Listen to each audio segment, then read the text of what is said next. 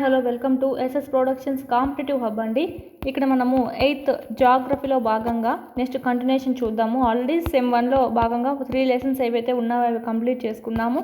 Sem 2లో భాగంగా మనము 4th lesson, 5th lesson, 6th lesson అనేవి ఒకే వీడియోలో చూసుకుందామండి. ఈ పీడిఎఫ్ అంతా మీకు టెలిగ్రామ్లో ఫ్రీగానే ఇవ్వడం జరుగుతుంది. ఈ క్లాస్ సంబంధించి పీడిఎఫ్ మాత్రం 8th సంబంధించి geography okay plus history okay ఫ్రీగానే ఉంది. మీకు ఇక్కడ టెలిగ్రామ్ గ్రూప్ ఏదైతే ఉందో కింద జాయిన్ అవ్వండి. దాంట్లో ఇది షేర్ చేయడం అనేది జరుగుతుంది. అన్ని పీడిఎఫ్లు కావాలంటే ఈ విధంగా మొత్తం పీడిఎఫ్లు కావాలంటే ఇలాగ ప్రింటెడ్ కావాలంటే కనుక 3rd నుంచి 8th వరకు న్యూ, 9th 10th ఓల్డ్ ఉన్నాయండి. 199 రూపీస్తోనే మన యాప్లో ఉంది, పర్చేజ్ చేసుకోండి. కలర్ ప్రింట్తో ఉంటుంది, మీకు చాలా యూస్ఫుల్ అవుతుంది. అయితే ఇవి మనకు యాప్ వరకు మాత్రమే చదువుకోగలరు. ఓకే, మీ మొబైల్ ఫైల్ మేనేజర్కి అయితే డౌన్లోడ్ అనేది కావు. అదేవిధంగా టెస్ట్ సిరీస్ ఏవైతే ఉన్నాయో టెస్ట్ సిరీస్ అనేటివి మీరు ప్రాక్టీస్ చేసుకోండి, చాలా యూస్ఫుల్ అవుతుంది. ఇక్కడ మీకు 3rd నుంచి 8th వరకు సంబంధించి క్లాస్ వైజ్ ఉంటాయి, అందులోనే మీకు ఇక్కడ లెసన్ వైజ్ ఉంటాయి. ఓకే, లెసన్ వైజ్ ఉంటాయి కాబట్టి ఎవ్రీ లెసన్ కవర్ అవుతుంది, మీకు అసలు మిస్ అయ్యే ఛాన్స్ అనేది ఉండదు. ఈ సైకాలజీ కూడా మీకు టాపిక్ వైజ్ ఉంటాయి. అదేవిధంగా డిఎస్సికి సంబంధించి ప్లస్ టెట్కి సంబంధించి రెండింటికి యూజ్ అయ్యే విధంగా ఇక్కడ టెస్ట్ సిరీస్ అనేటివి అందుబాటులో ఉన్నాయి. చూడండి, క్లాస్ వైజ్ లెసన్ వైజ్ ఉంటాయి, చాలా యూస్ఫుల్ అవుతాయి. దీని గురించి ఏమైనా డౌట్స్ ఉంటే కనుక స్క్రీన్ మీద కనిపిస్తున్నటువంటి నెంబర్కి కాల్ చేయండి. నెక్స్ట్ చూద్దామండి. 4th లెసన్ ఏంటంటే వ్యవసాయము. సెమిస్టర్ 2లో భాగంగా ఓకే 4th లెసన్ వ్యవసాయము, అగ్రికల్చర్ అనే పదము లాటిన్ పదాలు అయినటువంటి అగర్ లేదా అగ్రి అంటామండి, వీటి నుంచి రావడం జరిగింది. ఇక్కడ మనం చూసుకున్నట్టయితే ఇది మనకు మోస్ట్ ఇంపార్టెంట్. అగర్, అగ్రి అడుగుతారు. ఓకే, ఈ రెండిట్లో ఏదైనా రాయొచ్చు మనము. అగరు లేదా అగ్రి నుంచి రావడం జరిగింది. అగ్రి అంటే ఏంటంటే నేల, ప్లస్ కలర్ నుంచి రావడము జరిగింది కల్చర్ అనేది. సో కలర్ అనగా ఏంటంటే సాగు. సో మొత్తంగా చూసుకుంటే అగ్రికల్చర్ అంటే ఏంటి, నేల సాగు, నేలను సాగు చేయడము. దీన్నే మనము వ్యవసాయము అని అంటామండి. ఇక్కడ మనం చూసినట్టయితే మనకు ఉత్పత్తులు ఏవైతే ఉన్నాయో మొక్కలు కానీ ఓకే మొక్కల నుంచి ఇవి మనకు ఉత్పత్తి అవుతాయి కదా, ఇవి మన దగ్గరికి చేరాలంటే 3 ప్రక్రియలు అనేటివి ఉంటాయి. ఓకే, వీటినే మనం ఏమంటామంటే కార్యకలాపాలు అంటాం. ఓకే, ఈ 3 కార్యకలాపాలు ఏంటో చూద్దాం. ఒకటి ప్రాథమిక కార్యకలాపాలు, మాధ్యమిక కార్యకలాపాలు, తృతీయ కార్యకలాపాలు. ఈ 3 ప్రాసెస్ ఏంటంటే ఉత్పత్తులు అనేటివి మనం యూజ్ చేసుకోవచ్చు. ప్రాథమిక కార్యకలాపాల్లో భాగంగా చూసినట్టయితే సహజ వనరులను వెలికి తీయడము, ఉత్పత్తి చేయడము, వ్యవసాయము, చేపలు పట్టడము, సేకరణ వంటివన్నీ మనము ప్రాథమిక కార్యకలాపంలో చూస్తామండి. ప్రాథమిక కార్యకలాపం స్టేజ్కి రావడం జరుగుతుంది. ఈ సహజ వనరులు ఏవైతే ఉన్నాయో వీటిని యూజ్ చేయడము, ఓకే సహజ వనరులు వెలికి తీయడము. ఇప్పుడు మనము పెట్రోలియం అనేది తీసిన తర్వాత మళ్ళీ ఫిల్టరైజేషన్ చేయాలి కదా, అంటే మానవుడు శ్రమించాలి, మానవ తెలివితో స్కిల్తో మనకు అవి తయారు చేయాల్సి ఉంటుంది. ఆ ఉత్పత్తుల నుంచి మనం మళ్ళీ ఏం చేస్తామండి, పెట్రోలియం నుంచి పెట్రోలు, డీజిల్ తయారు చేస్తాం.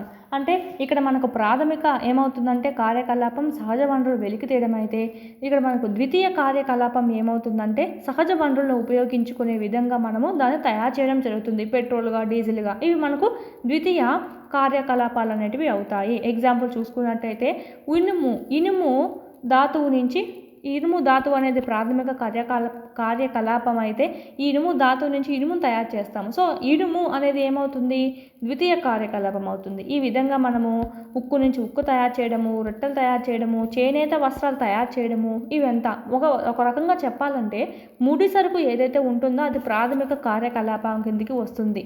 దాన్ని ఉత్పత్తి చేసి మనము మార్చి దాన్ని ఉపయోగంగా మారుస్తాం కదండి, అది మనకు ద్వితీయ కార్యకలాపం కిందికి రావడం జరుగుతుంది.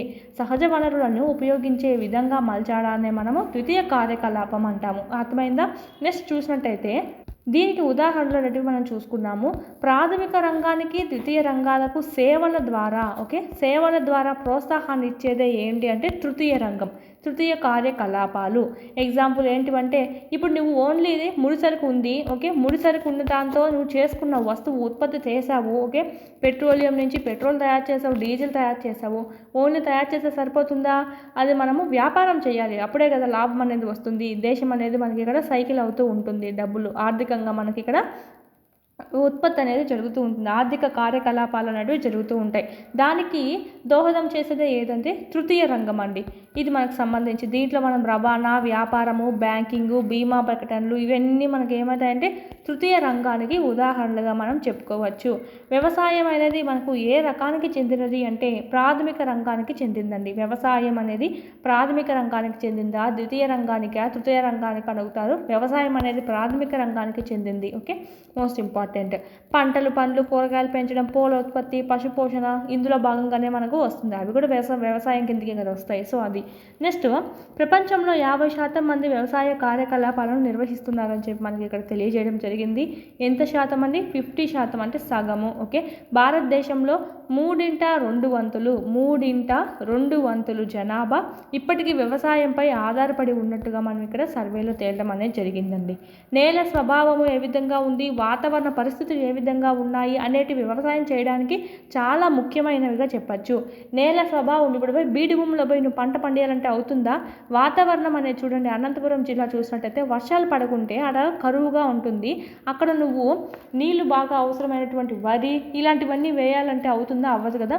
సో నేల స్వభావాన్ని బట్టి, వాతావరణ పరిస్థితులను బట్టి మనకు వ్యవసాయం అనేది చేయడం అనేది జరుగుతుంది. వ్యవసాయానికి అత్యంత ముఖ్యమైనవి ఏవంటే నేల స్వభావము, వాతావరణ పరిస్థితులు అని చెప్పచ్చు. పంటలు పండే భూముల్ని మనం వ్యవసాయ యోగ్యమైన భూములు అంటాము. పండడానికి వీలుగా లేనటివి మనము బీడు భూములు అంటామండి. అంటే పండడానికి వీలుగా ఉండదు వ్యవసాయం అనేది దాంట్లో చేయడానికి. నెక్స్ట్ ఇక్కడ చూద్దాం, మోస్ట్ ఇంపార్టెంట్. ఇవి టెట్కి కూడా అడిగారు, లాస్ట్లో టెట్కి కూడా అడిగారు. దీనికి సంబంధించి వ్యవసాయాన్ని అగ్రికల్చర్ అంటామండి. ఇక్కడ మనకి ఏ విధంగా అడుగుతారంటే భూమి సాగు చేయడం, పంటలు పండించడం, పశుపోషణను ఓకే ఏమని అంటారు కింది వాటిల్లో అని ఇస్తారు. అగ్రికల్చర్, సెరికల్చర్, పిసికల్చర్, విటికల్చర్ అని ఇస్తారు. So agriculture is the right answer. వ్యవసాయము. పట్టు పురుగుల పెంపకము దీన్ని ఏమని పిలుస్తాము అంటే సెరికల్చర్ అని పిలుస్తాం. సో ఇది కూడా మనకు ఈ విధంగానే అడుగుతారు. పట్టుపురుగుల పెంపకం కూడా రైతులకు మరొక ఆదాయ వనరుగా మనం చూడవచ్చు. పట్టుపురుగులు కూడా రైతులు మనకు వ్యవసాయం అనేది వీటి మీద కూడా చేస్తూ ఉంటారండి. చెరువుల్లోనూ కాలువల్లోనూ ప్రత్యేకంగా చేపలు పట్టడము ఇది మనం చూసినట్టయితే చేపల పెంపకం అంటాము. దీన్నే మనము పిసికల్చర్ అంటామండి. Agriculture, sericulture, pisciculture, viticulture, horticulture ఇవన్నీ మనకు అగ్రికల్చర్ తెలిసిందే, సెరికల్చర్ తెలిసిందే, పిసికల్చర్ తెలిసిందే. ద్రాక్ష సాగు చూడండి, ద్రాక్ష తోటల్ని పెంచడాన్ని మనం ఏమంటామంటే విటికల్చర్ అంటాం. ఇది మనకి ఇంపార్టెంట్. ఓకే, ఇది మనకు కొత్తగా ఉంది కాబట్టి చదువుకోవాలి. ముందు కూడా రిపీట్ అయింది. సో ఇలాంటివన్నీ మనకి ఎక్కువగా అడుగుతూ ఉంటారు. ఎక్కువగా హార్టికల్చర్ అడిగారండి ప్రీవియస్ టెట్లో మనకి. టెట్లో కానీ డిఎస్సిలో కూడా మనకు వీటిల్లో మీద ప్రశ్నలు అనేటివి రావడం జరుగుతుంది. కూరగాయలు పండించడము, పూలను పండించడము, పండ్ల తోటలు పండించడము వాణిజ్యపరంగా ఓకే చూసినట్టయితే మనకి ఇక్కడ పండ్ల తోటలు, పూల తోటలు పెంచడాన్ని మనం హార్టికల్చర్ అంటామండి. ఇక్కడ క్వశ్చన్స్ ఏ విధంగా వస్తుందంటే మనకు పూలను పెంచడాన్ని ఓకే లేదంటే పూల తోటలు పెంచడము, పళ్ళ తోటను పెంచడము అని ఇస్తారు. హార్టికల్చర్ అండి ఇది రైట్ ఆన్సర్. వ్యవసాయం అని పెట్టకూడదు, హార్టికల్చర్ అనేది రైట్ ఆన్సర్ అవుతుంది. నెక్స్ట్, వ్యవసాయ ప్రక్రియలు చూసినట్టయితే మనకు వ్యవసాయం అంటే మనకు ఊరినే కాదు కదా. పొలం అనేది దున్నాలి, విత్తనాలు నాటాలి, నీటిపారుదల అనేది కల్పించాలి, కలుపు మొక్కలు పెరుగుతాయి, కలుపు మొక్కలు తీయాలి, పంట కోయాలి, వాటిని నూర్పిడి చేయాలి. ఇదంతా మనకు వ్యవసాయ ప్రక్రియలో భాగంగా మనం చూస్తూ ఉంటాము.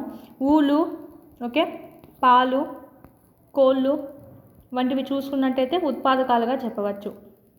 ఊలంటే ఉన్ని అండి, ఉన్ని ఇలాంటివన్నీ మనం ఇక్కడ ఉత్పాదకాలుగా చెప్పచ్చు. జంతువు నుంచి వస్తాయి ఇవన్నీ మనకు. సాగు పద్ధతులు చూద్దామండి. సాగు చేసేటువంటి పద్ధతులు టైప్స్ ఆఫ్ ఫార్మింగ్ అంటాము. మనకు టైప్స్ ఆఫ్ ఫార్మింగ్ ఎన్ని ఉన్నాయండి? 2 రకాలుగా ఉండడం అనేది జరిగింది.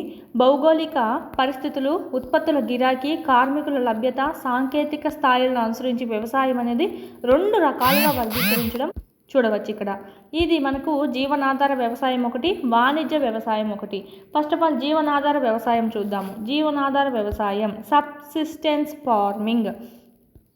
ఇది ఎందుకు చేస్తారంటే రైతు తన కుటుంబ అవసరాలు తీర్చుకోవడానికి చేస్తూ ఉంటారు. ఇక్కడ మనకు వ్యవసాయం చేస్తే మనీ వస్తుంది కదా, పెట్టుబడి ఎంత పెడతామో లాభాలు వస్తాయి. సో ఇందుకోసం అని చెప్పి చేయడం అనేది జరుగుతుంది. అంటే కుటుంబంలో ఉన్నటువంటి అవసరాలు కుటుంబం జరగడానికి చేసుకునేదాన్ని మనకి ఇక్కడ జీవనాధార వ్యవసాయము అనే తన జీవనం అనేది దాని మీద ఆధారపడి ఉంటుందండి. జీవనాధార వ్యవసాయము ఈ రకమైనటువంటి వ్యవసాయం చేస్తూ ఉంటారు.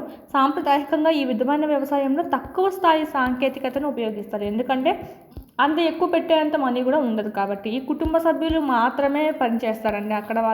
వాళ్ళ ఇంట్లో ఉన్నటువంటి వాళ్ళు ఎవరైతే ఉన్నారో అందరూ పనికి వెళ్ళేది చేయడం అనేది జరుగుతుంది. ఓకే, కూలీలు పెట్టించుకోకుండా. మరి ఎక్కువ భూములు ఉంటే పెట్టిస్తారు, కానీ మామూలుగా చూసుకుంటే వీటి ద్వారా తక్కువ ఉత్పత్తి జరుగుతుందండి. ఇంకా తక్కువ మనుషులు కాబట్టి సాంకేతికత పరికరాలు ఏమీ లేవు, సో తక్కువ ఉత్పత్తి మాత్రమే జరుగుతుంది. జీవనాధార వ్యవసాయాన్ని కేంద్రీకృత జీవనోపాధి జీవనాధార వ్యవసాయంగా వర్గీకరించడం అనేది జరిగింది.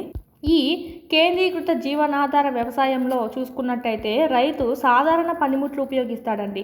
ఎక్కువ శ్రమ పడాల్సి ఉంటుంది. ఒక చిన్న భూ కమాతాన్ని సాగు చేయడం అనేది జరుగుతుంది. ఎక్కువ సాధారణ పనిముట్లు యూజ్ చేస్తాడు, ఎక్కువ శ్రమ అనేది చేయాల్సి ఉంటుంది. ఇంకా సాధారణ పనిముట్లు కాబట్టి యంత్రాలు అనేది ఇప్పుడైతే అన్ని యంత్రాలు వచ్చేస్తున్నాయి, యంత్రాలతో చేసుకుంటూ వెళ్ళిపోతున్నారు. ఓకే, ఇక్కడైతే మనకు కేంద్రీకృత జీవనాధార వ్యవసాయంలో మనకి ఈ విధంగా ఉంటుంది. ఎక్కువ రోజులు సూర్యరశ్మి ఉండే వాతావరణము, సారవంతమైనటువంటి నేల ఉండాలి. ఒకే భూ కమాతంలో ప్రతి సంవత్సరం ఒకటి కంటే ఎక్కువ పంటలను పండించడానికి అనుకూలంగా ఉండేటువంటిది ఉంటుందండి. వారి ప్రధాన పంట ఏంటంటే వరి అనేది ప్రధాన పంటగా చూసుకుంటారు. ఇక్కడ ఎక్కువగా చూసుకుంటే ఆల్మోస్ట్ వరే ఎక్కువ వేస్తారు. ఇక్కడ ఇతర పంటల్లో చూసుకుంటే గోధుమ, మొక్కజొన్న, పప్పు ధాన్యాలు, నూనె గింజలు కూడా మనము వేసుకోవడం అనేది జరుగుతుంది. దక్షిణ, ఆగ్నేయ, తూర్పు ఆసియాలోని ఋతుపవన అధిక సాంద్రత కలిగిన ప్రాంతాల్లో చూసినట్టయితే సాంద్ర జీవనాధార వ్యవసాయం అనేది అమలులో ఉన్నటువంటిది మనము ఇక్కడ చూడవచ్చు. ఇక్కడ దక్షిణ, ఆగ్నేయ, తూర్పు ఆసియాలోని ఋతుపవనాలు అధిక సాంద్రత కలిగిన ప్రాంతాలలో. ఓకే, ఇక్కడ మనకి బాగా క్లైమేట్ బాగుంటుంది కాబట్టి. నెక్స్ట్ ఆదిమ జీవనాధార వ్యవసాయంలో పోడు వ్యవసాయం, సంచార పశువుల పెంపకం అనేది మనము దీనిలో భాగంగానే చూస్తామండి.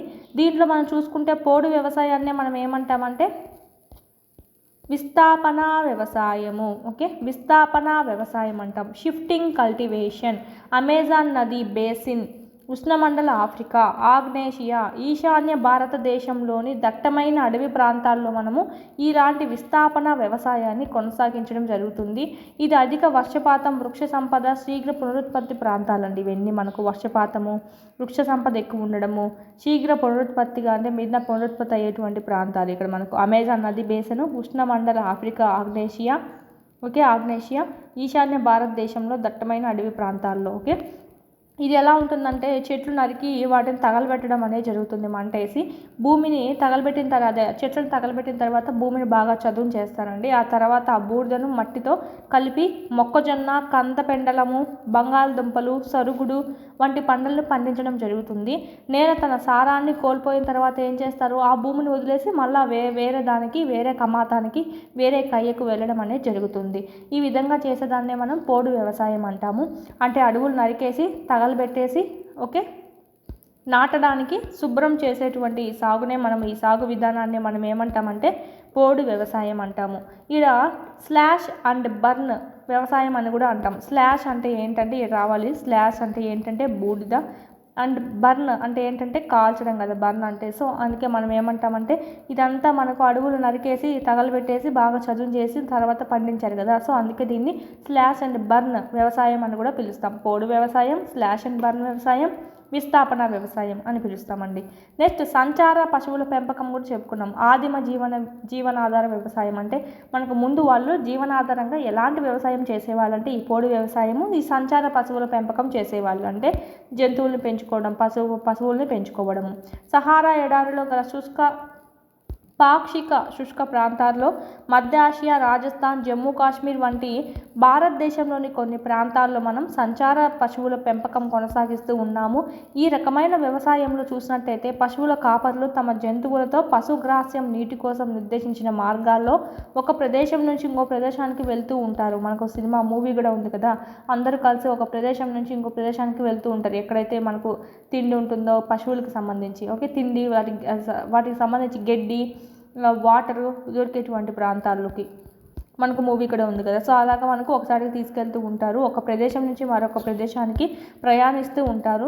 వాతావరణ అనుకూలత, భూస్వరూపాలను అనుసరించి వీరి కదలికలు అనేవి ఉండడం అనేది జరుగుతుంది.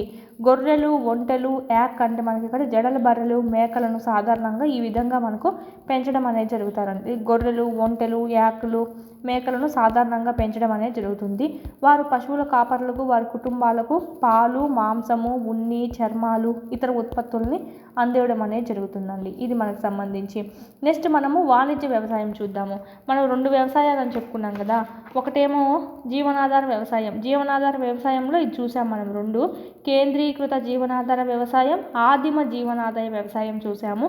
ఇప్పుడైతే వాణిజ్య వ్యవసాయం చూద్దాము. వాణిజ్య వ్యవసాయం అయితే మనకు ఇంగ్లీష్లో ఏమంటామంటే ప్రిమిటివ్ సబ్సిస్టెన్స్ ఫార్మింగ్. ఓకే, కేంద్రీకృత వాణిజ్య వ్యవసాయాన్ని కమర్షియల్ ఫార్మింగ్ అంటామండి.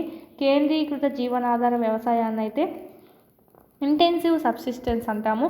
ఇక్కడ మనకి నెక్స్ట్ వాణిజ్య వ్యవసాయము, కమర్షియల్ ఫార్మింగ్ చూసుకున్నట్టయితే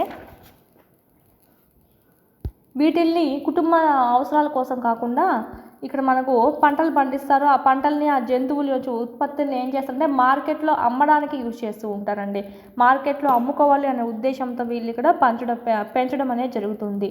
ఇక్కడ మనం చూసినట్టయితే సాగు చేసే భూ విస్తీర్ణము, పెట్టుబడి పెద్ద మొత్తంలో ఉంటాయండి. యంత్రాల ద్వారా పనులు చేస్తూ ఉంటారు. ఇక్కడ మనకి ఎక్కువగా చూసుకున్నట్టయితే ఈ గోధుమ, మొక్కజొన్న సాధారణంగా వాణిజ్యపరంగా పండించే ధాన్యాలుగా మనం ఇక్కడ చెప్పుకుంటామండి.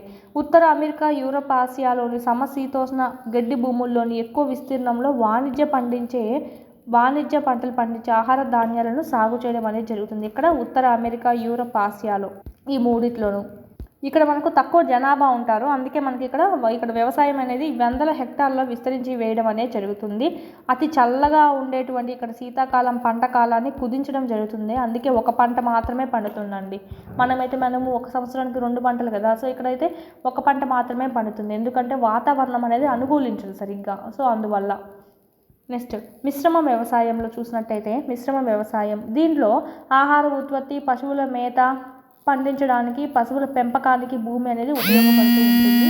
ఇది ఎక్కడ ఉంటుందంటే మనకు యూరప్, తూర్పు USA, అర్జెంటీనా, ఓకే, ఆగ్నేయ ఆసియా, న్యూజిలాండ్, దక్షిణాఫ్రికాలో ఈ రకమైనటువంటి వ్యవసాయాన్ని మనము చూడడం అనేది చూడొచ్చు. మిశ్రమ వ్యవసాయం ఎక్కడెక్కడ అంటే యూరప్, తూర్పు USA, అర్జెంటీనా, ఆగ్నేయ ఆసియా, న్యూజిలాండ్, దక్షిణాఫ్రికాలో. ఓకే, ఇక్కడ మనకు విస్థాపన వ్యవసాయంను ఇక్కడ మనం చూసినట్టయితే ఇది మనము చెప్పాం కదా పోడు వ్యవసాయం.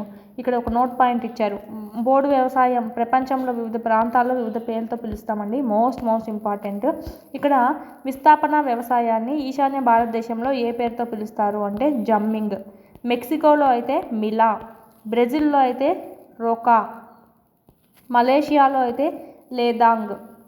ఇది మిల్పా. ఓకే, ఈశాన్య భారతదేశంలో అయితే జమ్మింగ్, మెక్సికోలో అయితే మిల్పా, బ్రెజిల్లో అయితే రోకా, మలేషియాలో అయితే లోదాంగ్ అనే పేర్లతో పిలవడం అనేది జరుగుతుంది. ఇక్కడ మీకు హింట్ కావాలంటే ఇక్కడ మే ఉంది, ఇక్కడ మీ ఉంది, అంటే మా గుణితంతో ఉంది చూడండి. ఈశాన్య భారతదేశం జా. ఓకే, భజన అని గుర్తుపెట్టుకోండి. భారతదేశంలో ఎక్కువ భజన చేస్తాం కదా దేవుళ్ళకి. సో అది మనకి బ్రెజిల్ రోకా, మలేషియా లే ఉంది కదా. సో లేదాంగ్ ఇది మనకు సంబంధించి. తోటలు, నెక్స్ట్ తోటలు చూద్దాం. తోటలు కూడా మనకు ఒక రకమైనటువంటి వాణిజ్య వ్యవసాయం అని చెప్పచ్చండి. అవి కూడా ఏవంటే టీ, కాఫీ, చెరుకు, జీడి, రబ్బరు, అరటి, పత్తి ఇవన్నీ ఒకే పంటగా పండిస్తారు. వీటికి పెట్టుబడి, శ్రమ అధికంగా అవసరం అవుతాయండి. ఉత్పత్తిని పొలంలో కానీ సమీప కర్మాగారాల్లో కానీ వినియోగించుకోవడం అనేది జరుగుతుంది. తప్పనిసరిగా రవాణా సౌకర్యం ఉన్న ప్రాంతాల్లోనే వేయాలి వీటిని రవాణా చేయాలంటే. ఇది మనకు తోటలు. ప్రధాన పంటలు చూద్దాము. పెరుగుతున్న జనాభా అవసరాలకు అనుగుణంగా అనేక రకాల పంటలు పండిస్తూనే ఉన్నాము. గోధుమ అయితేనేమి, వరి, మొక్కజొన్న, మినుములు ప్రధాన ఆహార పంటలుగా చెప్పుకుంటే ఎక్స్ట్రా ఏమంటే జనపనార, పత్తి, ఫైబర్, పీచు పంటలు ఇవి మనకు తేయాకు, కాఫీ ముఖ్యమైన పానీయ పంటలుగా పండించడం అనేది జరుగుతుంది. ఇవి మనకు ప్రధాన పంటలుగా చెప్పచ్చు. నెక్స్ట్ వరి గురించి చూద్దాము. వరి గురించి చూసినట్టయితే ప్రపంచంలోని ప్రధాన ఆహార పంట ఏదంటే వరి అండి. ఇది ఉష్ణ, మరియు ఉప ఉష్ణ మండల ప్రాంతాల యొక్క ప్రధాన ఆహారంగా చెప్పచ్చు. ఇక్కడ ఉండేటువంటి ప్రజలంతా మనకు ఇదే ఆహారంగా తింటారు. దీనికి అధిక ఉష్ణోగ్రత, అధిక తేమ, అధిక వర్షపాతం అనేది అవసరమవుతాయి. అధిక ఉష్ణోగ్రత ఉండాలి, అధిక తేమ ఉండాలి, వర్షపాతం కూడా అవసరంగా ఉండాలి. మోస్ట్ ఇంపార్టెంట్ వీటి గురించి ఇంకా పంటలు ఒక్కొక్కటి వస్తాయి కదా, వాటికి క్లైమేట్ సంబంధించి ఏది అవసరం అని అడుగుతూ ఉంటారు, చూసుకోవాలి. నెక్స్ట్ ఇక్కడ వీటికి వరికి నీటిని నిల్వ చేసుకోవడం అనేది చాలా అవసరం అండి. నీళ్ళు అనేది నిల్వ ఉండాలి. నీళ్ళు ఎక్కువగా మనకు డైలీ పట్టాల్సి ఉంటుంది. సో ఇక్కడ మనకు నీటిని నిల్వ చేసుకునే సామర్థ్యం వేటికి ఉంటుంది? ఒండ్రు నేలలు, బంక నేలల్లో బాగా ఉంటుంది. కాబట్టి ఇక్కడ మనకు ఎక్కువగా చూసుకుంటే వరి అనేది ఒండ్రు బంక నేలల్లోనే బాగా పండించడం అనేది జరుగుతుంది. మోస్ట్ ఇంపార్టెంట్ నేలలు కూడా ఇంపార్టెంట్. ఉష్ణోగ్రత, వాతావరణం ఏ విధమైనటువంటి వాతావరణం కావాలి మరియు ఆ నేలలు ఏ విధమైనటువంటి నేలలు కావాలి అనేది ఇంపార్టెంట్. వరికి అయితే మనకు ఒండ్రు బంక నేలలు అనేటివి కావాలి. వరి ఉత్పత్తిలో చైనా అగ్రస్థానంలో ఉందండి. మన భారతదేశం, జపాన్, శ్రీలంక, ఈజిప్ట్ తర్వాత స్థానాల్లో ఉండడం అనేది జరిగింది. ఫస్ట్ అయితే ఎవరు ఉన్నారంటే చైనా అనేది ఉంది, తర్వాత మన భారత్. నెక్స్ట్ చూద్దాము. అనుకూల వాతావరణ పరిస్థితులు ఉన్న పశ్చిమ బెంగాల్, బంగ్లాదేశ్లలో ఒక సంవత్సరంలో 2-3 పంటలు కూడా పండించే కెపాసిటీ అనేది అక్కడ ఉంది. మనకు వాతావరణం బాగుంది కాబట్టి, వాతావరణ పరిస్థితులు బాగున్నాయి కాబట్టి. నెక్స్ట్ గోధుమ చూద్దాము. గోధుమకు పంట కాలంలో సాధారణ మితమైన ఉష్ణోగ్రత, వర్షపాతం అనేది అవసరం అవుతుంది. సాధారణ మితమైన ఉష్ణోగ్రత, వర్షపాతం అవసరం అవుతుందండి. సాధారణ కావాలి, మితమైంది మరియు వర్షపాతము కలిగినటువంటి వాతావరణం అవసరం అవుతుంది. పంట నూర్పిడి సమయంలో ఏం కావాలంటే మనకు అధిక సూర్యరశ్మి అవసరం అవుతుందండి. పంటను తీసే టైంలో అవన్నీ ఎండబెట్టాలి కాబట్టి. ఇది బాగా నీటిపారుదల సదుపాయం గల లోమి నేలల్లో, అంటే ఇసుకతో కూడిన బంకమట్టి నేల అండి. లోమి నేల అంటే ఏంటంటే ఇసుకతో కూడినటువంటి బంకమట్టి నేల. ఇది గోధుమ లోమి నేలల్లో మనకు బాగా పండుతుంది. వరి ఎక్కడ చెప్పుకున్నాము? ఒండ్రు బంక నేలల్లో అని చెప్పుకున్నాము. ఇదైతే మనకు గోధుమ అయితే లోమి నేలల్లో బాగా పండుతుంది. USA, Canada, Argentina, Russia, Ukraine, Australia, భారతదేశంలో గోధుమలు విస్తారంగా పండిస్తారు. భారతదేశంలో గోధుమను శీతాకాలంలో పండించడం అనేది జరుగుతుందండి. మన భారతదేశంలో అయితే శీతాకాలంలో పండిస్తాము. నెక్స్ట్ చిరుధాన్యాలు, ఇది కూడా మనకు మోస్ట్ ఇంపార్టెంట్. దీన్నే మనము ముతక ధాన్యాలు అంటాం. ముతక ధాన్యాలు అని వేటిని అంటారు అంటే చిరుధాన్యాలు. ఇది కూడా ఒక బిట్. కోర్స్ గ్రెయిన్స్ అని అంటాం దీన్ని. ముతక ధాన్యాలు. తక్కువ సారవంతమైన ఇసుక నేలలు, తక్కువ సారవంతంగా ఉన్నా పర్లేదు, ఇసుక నేలలు అయినా కూడా మనకు అది పండుతుందండి. మనకి ఇలాగ మనకు వరికి, గోధుమకు ఉన్నట్టు ఏమో పెద్దగా మనకు సారవంతమైన అవసరం లేకపోయినా పండుతుంది. అందుకే ఎక్కువగా వేస్తూ ఉంటారు చిరుధాన్యాలు. అంటే మనకి ఇక్కడ సజ్జ పంట ఇలాంటివన్నీ. ఇవి తక్కువ వర్షపాతం అండి. వర్షం కూడా పెద్దగా అవసరం లేదు. అధికం నుంచి మధ్యస్థ ఉష్ణోగ్రత ఉన్నా సరిపోతుంది. సో అందుకే మనం వీటిని ఎక్కువగా చాలామంది వేస్తూ ఉంటారు. జొన్నలు, సజ్జలు, రాగులు. భారతదేశంతో పాటు నైజీరియా, చైనా, నైజర్ లాంటి ఇతర దేశాలు కూడా వీటిని పండిస్తూ ఉంటాయి. చిరుధాన్యాలు అంటే సజ్జలు, జొన్నలు, రాగులు ఇలాంటివన్నీ. నెక్స్ట్ చూసినట్టయితే మొక్కజొన్న. ఇక్కడ మనకు నేలలు ఏం చెప్పుకున్నాం చిరుధాన్యాలకి? మనకేమి ఎక్కువ సారవంతం అవసరం లేదు, తక్కువ సారవంతమైన పండుతుంది కాబట్టి ఏ నేలైనా పర్లేదండి, ఏమి ఇబ్బంది ఏమి ఉండదు. మొక్కజొన్నకు మధ్యస్థ ఉష్ణోగ్రత, వర్షపాతం, ఎక్కువ సూర్యరశ్మి అనేది అవసరం అవుతూ ఉంటుంది. మధ్యస్థ ఉష్ణోగ్రత, వర్షపాతము, ఎక్కువ సూర్యరశ్మి అవసరము. దీన్ని బాగా నీటిపారుదల కలిగిన సారవంతమైనటువంటి నేలలో మనకి ఇక్కడ పండించాల్సి ఉంటుంది. ఈ పంటను ఉత్తర America, Brazil, China, Russia, Canada, Bharatadesham, మెక్సికోలలో కూడా పండించడం జరుగుతుంది. ఇది మనకు సంబంధించి మొక్కజొన్న. నెక్స్ట్ దీనికి ఎలాంటి నేల కావాలి? నీటిపారుదల కలిగినటువంటి సారవంతమైన నేలలు అనేటివి సరిపోతాయండి. పత్తికి అధిక ఉష్ణోగ్రత ఉండాలి, తేలికపాటి వర్షపాతం ఉండాలి. ఎందుకంటే ఎక్కువ పడితే ఆ దూది ఉంటుంది కదా, దూది అంతా మనకు తచ్చిపోవడం జరుగుతుంది. ఇది మోస్ట్ ఇంపార్టెంట్. 210 మంచు కురవని రోజులు. ఎన్ని మంచు కురవని రోజులు కావాలి పత్తి అనేది పండడానికంటే? 210 మంచు కురవకూడదండి. ఇక్కడ మంచు కనుక కురిసిందంటే పత్తి అంతా అప్పుడు ఇంకా విచ్చుకునే టైం కాబట్టి ఇంకా మనకి చూసినట్టయితే అది మనకి తడిచిపోవడం అనేది జరుగుతుంది. మంచి సూర్యరశ్మి అనేది అవసరం అవుతుంది. Most important. పత్తికి కావాల్సినటువంటి నేల, ఏ నేలలో ఎక్కువ పండుతుంది? నల్లరేగడి ఒండ్రు నేలల్లో ఇది బాగా పండడం అనేది జరుగుతుంది. చైనా, USA, భారతదేశం, పాకిస్తాన్, బ్రెజిల్, ఈజిప్టు పత్తి ఉత్పత్తిలో చూసినట్టయితే అగ్రగామిగా ఉన్నారు. చైనా, వరిలో కూడా చైనానే మనకు అగ్రగామిగా ఉంది. పత్తిలో కూడా మనకు చైనానే అగ్రగామిగా ఉందండి. వస్త్ర పరిశ్రమకు పత్తి ప్రధాన ముడిసరుకుగా మనం ఇక్కడ చూసుకోవచ్చు. జనపనార చూద్దాం నెక్స్ట్. దీన్నే మనము జూట్ అంటాం, దీన్నే మనం బంగారు తీగ, గోల్డెన్ ఫైబర్ అని కూడా అంటామండి. కలర్ అలా ఉంటుంది కాబట్టి మనకి ఇక్కడ. ఇది ఒండ్రు మట్టిలో బాగా పెరుగుతుంది. ఇది అయితే ఒండ్రు మట్టిలో. ఇది పత్తి అయితే మనకు నల్లరేగడి ఒండ్రు నేలల్లో చెప్పుకున్నాము. జనపనార అయితే ఒండ్రు మట్టిలో చెప్పుకున్నాము. వరి చూసినట్టయితే మనకి ఇక్కడ ఓకే ఒండ్రు బంక నేలల్లో పండుతుంది. గోధుమ అయితే లోమ్ నేలల్లో మనకు పండడం అనేది జరుగుతుంది. నెక్స్ట్ నేలలు మోస్ట్ ఇంపార్టెంట్ ఇక్కడ మనకి చూసుకోవాలి.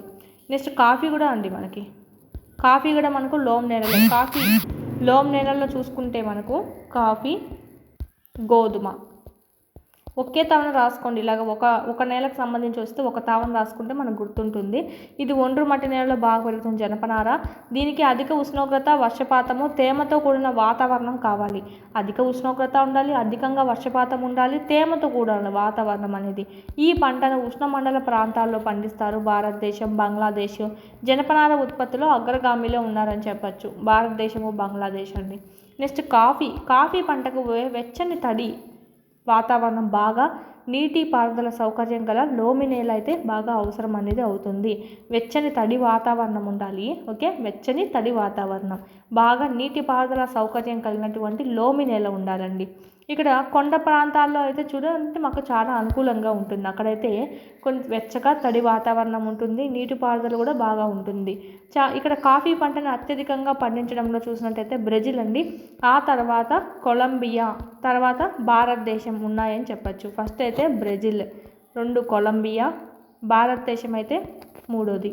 ఇక్కడ మీకు గుర్తు కావాలంటే మనకి కాఫీ అనేది మనకి ఇక్కడ చూసినట్టయితే కొంతమందికి తాగితే గ్యాస్ ట్రబుల్ తాగితే టేపులు అన్నీ వస్తూ ఉంటాయి, Brave money. So coffee first స్థానం ఎవరున్నారంటే బ్రెజిల్. సో బ్రేవ్ మనీ అనేది ఓకే, జస్ట్ మనకి హింట్ కోసము. నెక్స్ట్ కొలంబియా, నెక్స్ట్ భారతదేశం అని చెప్పచ్చు. నెక్స్ట్ తేయాకు అండి, తేయాకు తోటల్లో పండించే పానీయ పంట అని చెప్పచ్చు. దీని లేత ఆకులు పెరుగుదలకు ఏడాది పొడవునా చల్లని వాతావరణం కావాలి. దాని ఆకులు చాలా లేతగా ఉంటాయి కదా, ముదురుగా కాకుండా. సో ఆకులు అలాగా ముదురుగా కాకుండా లేతగా కావాలి అంటే మనకు ఆ వాతావరణం కూడా ఎలా ఉండాలంటే చల్లని వాతావరణం ఉండాలండి. అంటే అది పంట ఉండని నాళ్ళు అత్యధిక వర్షపాతం కూడా అవసరం అవుతుంది. ఈ పంటకు మృదువైన వాలు కలిగిన, అంటే వాల్ అంటే మనకి ఈ విధంగా మనం చెప్పుకున్నాం కదా, ఆల్మోస్ట్ ఇలాగ మనకు వీటిలో ఎక్కువ వాలు కలిగిన అంటే ఇక్కడ మనకు ఒక గడ్డ అనేది వేస్తారు. సో ఇక్కడ మనకు కొంత కిందికి తవ్వుకొని మెట్ల మాదిరిగా ఉంటుంది. మనం ఎన్నో సినిమాస్లో కూడా చూస్తూ ఉన్నాము. ఇలాగ మనకు ఉంటుంది. మృదువైన వాలు కలిగిన నీటి పారుదల గల లోమి నేలలు. తేయాకు కూడా మనకు లోమి నేలలే యూజ్ చేస్తాయి. ఆకులు కోయడానికి ఎక్కువ శ్రామికులు అవసరమవుతారు. కెన్యా, భారతదేశం, చైనా, శ్రీలంక ప్రపంచంలోనే అత్యంత నాణ్యత గల తేయాకును ఉత్పత్తి చేస్తున్నాయి. కెన్యా, భారత్, చైనా, శ్రీలంక, ఈ 4 అండి. నెక్స్ట్ చూద్దాం మనం ఇక ఇంపార్టెంట్ ఏమన్నా బిట్స్ ఉన్నాయా అని చెప్పి. ఇక్కడ మనకు చూసినట్టయితే మొక్కజొన్నను కంకి అని కూడా అంటామండి. ప్రపంచవ్యాప్తంగా వివిధ రంగుల్లో ఉన్నాయి మొక్కజొన్నలు అనేవి. ఓన్లీ మనకు కనిపించేటువంటి ఎల్లో కలరే కాకుండా స్వీట్ కార్న్ ఉంది, స్వీట్ కార్న్ ప్లస్ మామూలుగా మొక్కజొన్న ఉంది. ఇక కాకుండా ఇంకా బ్లాక్ అండ్ కొంచెం అక్కడక్కడ బ్రౌన్గా బ్లాక్గా ఉన్నటువంటివి కూడా ఉన్నాయండి. కాఫీ ఆవిష్కరణ గురించి మనం చూద్దాము కింద. సుమారు 850 సంవత్సరంలో కాల్దీ అండి, కాల్దీ అనేటువంటి అరబ్ మేకల కాపరి ఏం చేశాడంటే తన మేకల మంద తోలుకుంటూ ఉన్నాడు. అప్పుడు వాళ్ళ మేకల మంద ఒక విచిత్రంగా ప్రవర్తించేటువంటిది చూసి తను ఆశ్చర్యపోయినాడు. ఆడు ఏం తిన్నబ్బా అని చూస్తే ఆడున్నటువంటి సప్తహరిత ఒక పొదల్లాగా ఉంది. ఆ పొదల్లో ఏం చేశాడంటే చెర్రీలను గమనించడం చూశాడు. అవి తిన్నప్పటి నుంచి అప్పుడు చాలా రుచిగా అది కూడా ఇతను తిని చూశాడు. అప్పటి నుంచి ఈయన కూడా ఎట్లుందంట, బాగా రుచిగా ఉంది నోటికి, ప్లస్ భలే ఉల్లాసంగా ఉందంట. అందుకే మనకు కాఫీ తాగితే చూడండి కొంచెం అదొక డ్రగ్ మాదిరితే ఉంటుంది, కానీ మనకు కొంచెము ఉల్లాసంగా రిలీఫ్గా ఉంటుంది. అయితే మనం ఎక్కువ మోతాదులో తీసుకోవడం అనేది జరగకూడదు. ఎక్కువగా మనకు చూసినట్టయితే ఇలాగ మనకు కాఫీని ఆవిష్కరించడం జరిగిందని చెప్పి ఇచ్చారు. నెక్స్ట్ చూద్దాము వ్యవసాయ అభివృద్ధి చూడండి. ఇక్కడ మనకి అగ్రికల్చరల్ డెవలప్మెంట్, పెరుగుతున్న జనాభా యొక్క అవసరాలను తీర్చడానికి వ్యవసాయ ఉత్పత్తిని పెంచడానికి చేసిన ప్రయత్నాలే ఇది మనకు సూచించడం జరుగుతుంది. జనాభా పెరుగుతున్నారు కాబట్టి ఇంకా మనకు తిండి పదార్థాలు కూడా మనకు ఎక్కువగా కావాల్సి ఉంటుంది, పంటలు ఎక్కువ పండించాల్సి ఉంటుంది. దీన్నే మనము వ్యవసాయ అభివృద్ధి అని చెప్తామండి. ఈ వ్యవసాయ అభివృద్ధి యొక్క అంతిమ లక్ష్యం ఏంటి అంటే అంతిమ లక్ష్యం ఏంటి అంటే దీని యొక్క అంతిమ లక్ష్యం అడుగుతారు. వ్యవసాయ అభివృద్ధి యొక్క అంతిమ లక్ష్యం ఆహార భద్రతను పెంచడము. ప్రపంచంలో వివిధ ప్రాంతాల్లో గల వివిధ ప్రదేశాల్లో వ్యవసాయం అభివృద్ధి అనేది చాలా వరకే చెందడం అనేది జరిగింది. USA, కెనడా, ఆస్ట్రేలియాలో బాగా పెద్ద భూ కమాతాల్లో వాణిజ్య వ్యవసాయానికి అనుకూలంగా ఉన్నాయి. వాళ్ళు అక్కడ యంత్రాలు యూజ్ చేసి వ్యవసాయం అనేది చేస్తూ ఉంటారండి. నెక్స్ట్ భారతదేశంలో ఒక వ్యవసాయ క్షేత్రం చూసినట్టయితే ఉత్తరప్రదేశ్లోని ఘాజీపూర్ జిల్లాలో ఆదిలాబాద్ అనే గ్రామంలో మనము చూడొచ్చు ఈ వ్యవసాయ క్షేత్రం అనేది. ఈ గ్రామంలో మున్నాలాల్ అనేటువంటి ఒక చిన్న రైతు ఉన్నాడు. తను 1.5 హెక్టార్స్ల వ్యవసాయ భూమి అనేది ఉంది. ఆయన ఇల్లు ప్రధాన గ్రామంలోనే ఉందండి, దగ్గరలోనే. ఇక్కడ మనకు చూసినట్టయితే ఈయన వ్యవసాయం అనేది చేసేవాడు, ఏ విధంగా చేసేవాడు అంతా మనకి ఇచ్చారు. ఇదేం మనకేం పెద్దగా అవసరం లేదు. కానీ నెక్స్ట్ మనం చూసినట్టయితే అది మనకు ఊరి పేరు అన్ని గుర్తుపెట్టుకుంటే సరిపోతుంది. నెక్స్ట్ మన భారత్లో అయితే ఈ విధంగా చేస్తారు. ఈ నెక్స్ట్ మనకు యూఎస్ఏలో చూసినట్టయితే యూఎస్ఏలో ఒక వ్యవసాయ క్షేత్రం చూసినట్టయితే యూఎస్ఏలో ఒక పొలం అనేది మనకు పిక్చర్ అనేది కూడా మన టెక్స్ట్ బుక్లో ఇచ్చున్నారు చూడండి ఒకసారి. ఇక్కడ మనకు సాధారణ పొలం పరిమాణమే ఎంత ఉంటుందంటే మనకు 250 హెక్టార్స్ ఉంటుందండి. 250 హెక్టార్స్ అనేది ఉంటుంది. రైతు సాధారణంగా అక్కడనే పొలంలోనే ఇల్లు కట్టుకొని నివసిస్తూ ఉంటారు. గోధుమలు, మొక్కజొన్న, సోయాబీన్, పత్తి, షుగర్ బీట్ వంటి పంటలను వాళ్ళు పండిస్తూ ఉంటారు. జోహాన్ పశ్చిమ మధ్య అమెరికాలో ఒక రైతు అండి. ఇతని గురించి ఇవ్వడం అనేది జరిగింది. జస్ట్ మనం చూసుకుంటే సరిపోతుంది. ఇతను మనకి చూసినట్టయితే ఐయోవా రాష్ట్రంలో దాదాపు 300 హెక్టార్ల భూమిని కలిగి ఉన్నాడంట. నేల, నీటి వనరుల పంటకు అన్ని అనుగుణంగా పెట్టి యంత్రాలు యూజ్ చేసి తను చేయడం అనేది జరుగుతుంది. ఆడికి పిచికారీ కొట్టేది కూడా పంటలకి మనకు రోగాలు రాకుండా పిచికారీ కొట్టేది కూడా యంత్రాల ద్వారానే కొట్టించడము, కోసేది కూడా మనకు యంత్రాల ద్వారానే అలాగా యూజ్ చేయడం అనేది జరుగుతుందంట. అతను ఎక్కువ శారీరక శ్రమ అనేది తక్కువగా ఉంటుంది కాబట్టి ఎక్కువ ఉత్పత్తి అనేది చేయగలుగుతాడు. యంత్రాల ద్వారా కాబట్టి ఎక్కువ ఉత్పత్తి చేయగలుగుతారు. శారీరకంగా చాలామంది పీపుల్స్ అవసరం లేదు కాబట్టి. ఇది మనకు సంబంధించి ఇక్కడ ఇతను వివిధ వ్యవసాయ కార్యకలాపాలు నిర్వహించడానికి యంత్రాలు యూజ్ చేస్తాడు. అవి ఏంటివి అంటే ట్రాక్టర్స్, సీడ్ డ్రిల్స్ అంటే విత్తనాలు విత్తేటువంటి యంత్రం అండి. విత్తనాలు కూడా నాటేది కూడా యంత్రమే. లెవెలర్, కంబైన్డ్ హార్వెస్టరు, థ్రెషర్ అంటే నూర్పిడి చేసేటువంటి యంత్రము, లాస్ట్లో మనకు కోసేటువంటిది. వీటిని మనకు ఉపయోగించడం అనేది జరుగుతుంది. ఇక్కడ నూర్పిడి చేసే యంత్రం చూసినట్టయితే మనకు వరిని కోసేది ఒకటే, కోసేసి మనకు దాంట్లోనే గింజలు తీసుకొని ఇట్లా మనకు కిందికి వేయడంలోనే అది మనకు నూర్పిడి చేయడం అనేది జరుగుతుంది. ఓన్లీ వరి మాత్రమే మనకు రావడం అనేది జరుగుతుంది. ఆ నూక కూడా పక్కకి వెళ్ళిపోయేసి ఇది మనకు ఎంత యంత్రాలతోనే అయిపోతుందండి. యూఎస్ఏలో చూసినట్టయితే మన భారత్లో ఒక రైతుగానే ఉన్నాడు. ఇక్కడ యూఎస్ఏలో చూస్తే ఒక రైతుగా మాత్రమే కాకుండా వ్యాపారవేత్తగా కూడా పనిచేస్తాడు. అతను ఎక్కువ రేటుకి అమ్ముకోవడం, దిగుమతి కూడా ఎక్కువగా వచ్చింది కదా ఇంకా వాళ్ళ పంట యొక్క దిగుమతి. సో ఇలా విధంగా నెక్స్ట్ చూసినట్టయితే మనకు హార్టికల్చర్ అంటే ఏంటి అనే క్వశ్చన్ అడుగుతారు. పండ్లు, కూరగాయలను పండించడము. గోల్డెన్ ఫైబర్ అని దేన్ని సూచిస్తుంది? గోల్డెన్ ఫైబర్ అని దేన్ని పిలుస్తాము అని చెప్పి అడుగుతారండి. ఆప్షన్స్ తేయాకు, పత్తి, జనపనార. టెక్స్ట్ బుక్లో ఉన్నటువంటి questions. Option 3 is the right answer, జనపనార. కాఫీ ఉత్పత్తి చేసే ప్రముఖ దేశం ఏమిటి? నేను ఆల్రెడీ చెప్పాను, బ్రెజిల్. ప్రముఖ దేశం అంటే బ్రెజిల్. ఆప్షన్స్ మనకి భారతదేశం, Russia. Option 1 is the right answer. First అయితే మనకు బ్రెజిల్ అనేది ఉంది. ఫస్ట్ అయితే మనకు స్థానంలో బ్రెజిల్ అనేది ఉండడం జరిగింది. తర్వాత కొలంబియా, భారతదేశం తర్వాత స్థానాల్లో ఉండేది. ఇది మనకు సంబంధించి ఈ లెసన్ ఇంతటితో పూర్తవుతుంది. చాలా ముఖ్యమైన క్వశ్చన్స్ చూసుకోవాల్సి వస్తుంది. దీని మీద క్వశ్చన్స్ అన్నీ ఇక్కడ మనకు ఇవ్వడం జరిగింది టెక్స్ట్ బుక్స్లో కూడా. నెక్స్ట్ లెసన్ ఏంటంటే పరిశ్రమలు చూద్దాం. ఇక్కడ పరిశ్రమలు చూసినట్టయితే మనం ఫస్ట్ పేపర్ అనేది ఒక పేపర్ అనేది రాస్తూ ఉన్నామంటే ఆ పేపర్ ఊరికనే రాలేదు. మనకు ఎంతో శ్రమ అనేది ఉంటుంది. దాని ముడి పదార్థం నుంచి అది రావడం అనేది జరుగుతుంది. ముడి పదార్థం ఏంటి? కలప. ఒక చెట్టు అనేది ఉంటుంది. ఆ చెట్టును నరికి మనం కలపను తయారు చేస్తాము. దాన్ని నరికి మిల్లుకు పంపిస్తామండి. అక్కడ మళ్ళీ గుజ్జుగా చేసి కలపను దానికి రసాయనాలు కలపడం అనేది జరుగుతుంది. ఈ రసాయనాలు కలిపి యంత్రాల ద్వారా కాగితం తయారు చేస్తాము. ఈ విధంగా మనకు నోట్ పుస్తకం అనేది తయారవడం జరుగుతుంది. ఈ ముడి పదార్థాలను ద్వితీయ కార్యకలాపాలు లేదా తయారీ ప్రక్రియ ద్వారా ప్రజల కొరకు అధిక విలువను కలిగిన ఉత్పత్తులుగా మనం మార్చడం జరుగుతుంది. గుజ్జును కాగితంగా, కాగితాన్ని నోటు పుస్తకంగా మారుస్తున్నాము. ఇది తయారీ ప్రక్రియలో గల రెండో దశలను సూచించడం అనేది జరుగుతుందండి. ఇది మనకు ముడి పదార్థం అనేది ఏమవుతుంది, ప్రాథమిక కార్యకలాపం అయితే ద్వితీయ కార్యకలాపం ఏంటి, ఇది మనము గుజ్జు తయారు చేసి పేపర్గా తయారు చేయడము, ఇంకా బయట అమ్ముకోవడం అన్నీ ఉంటుంది కదా, అదే మూడవది. తృతీయ కార్యకలాపాలంగా చెప్పుకుంటాము. ఇదొకటే కాదు, గుజ్జుతో తయారు చేసిన కాగితము, పత్తితో ఏం చేస్తాం, వస్త్రాలు తయారు చేస్తాము. ఇది కూడా మనకు ఆ విధంగానే చెప్పుకోవచ్చు. ముడి పదార్థం నుంచి మనము డైలీ యూస్కి వాడుకునే విధంగా మనం చేసుకోవడం అనేది జరుగుతుంది. ఈ పరిశ్రమలు ఇందుకు యూజ్ అవుతాయండి. పరిశ్రమలు ఏం చేస్తాయంటే ఖనిజాలను వెలికి తీస్తాయి, వస్తువులను ఉత్పత్తి చేస్తాయి లేదా సేవలను అందించేటువంటి ఆర్థిక కార్యకలాపాలను సూచించడం అనేది జరుగుతుంది. ఈ విధంగా మనకి ఎన్నో ఉన్నాయి పరిశ్రమలు. ఇనుము ఉక్కు పరిశ్రమ ఇండస్ట్రీ ఉంది. వస్తువుల ఉత్పత్తికి బొగ్గు గనుల పరిశ్రమ అనేది మనకు బొగ్గును వెలికి తీయడానికి ఉంది. పర్యాటక పరిశ్రమ సేవలను అందించడానికి మనకు పర్యాటక పరిశ్రమ అనేది కూడా మనకు ఉంది. ఈ విధంగా దేనికి సంబంధించి ఆ పరిశ్రమ అనేది మనకు ఉంటుంది. ఎన్నో పరిశ్రమలు అనేటివి ఉన్నాయి.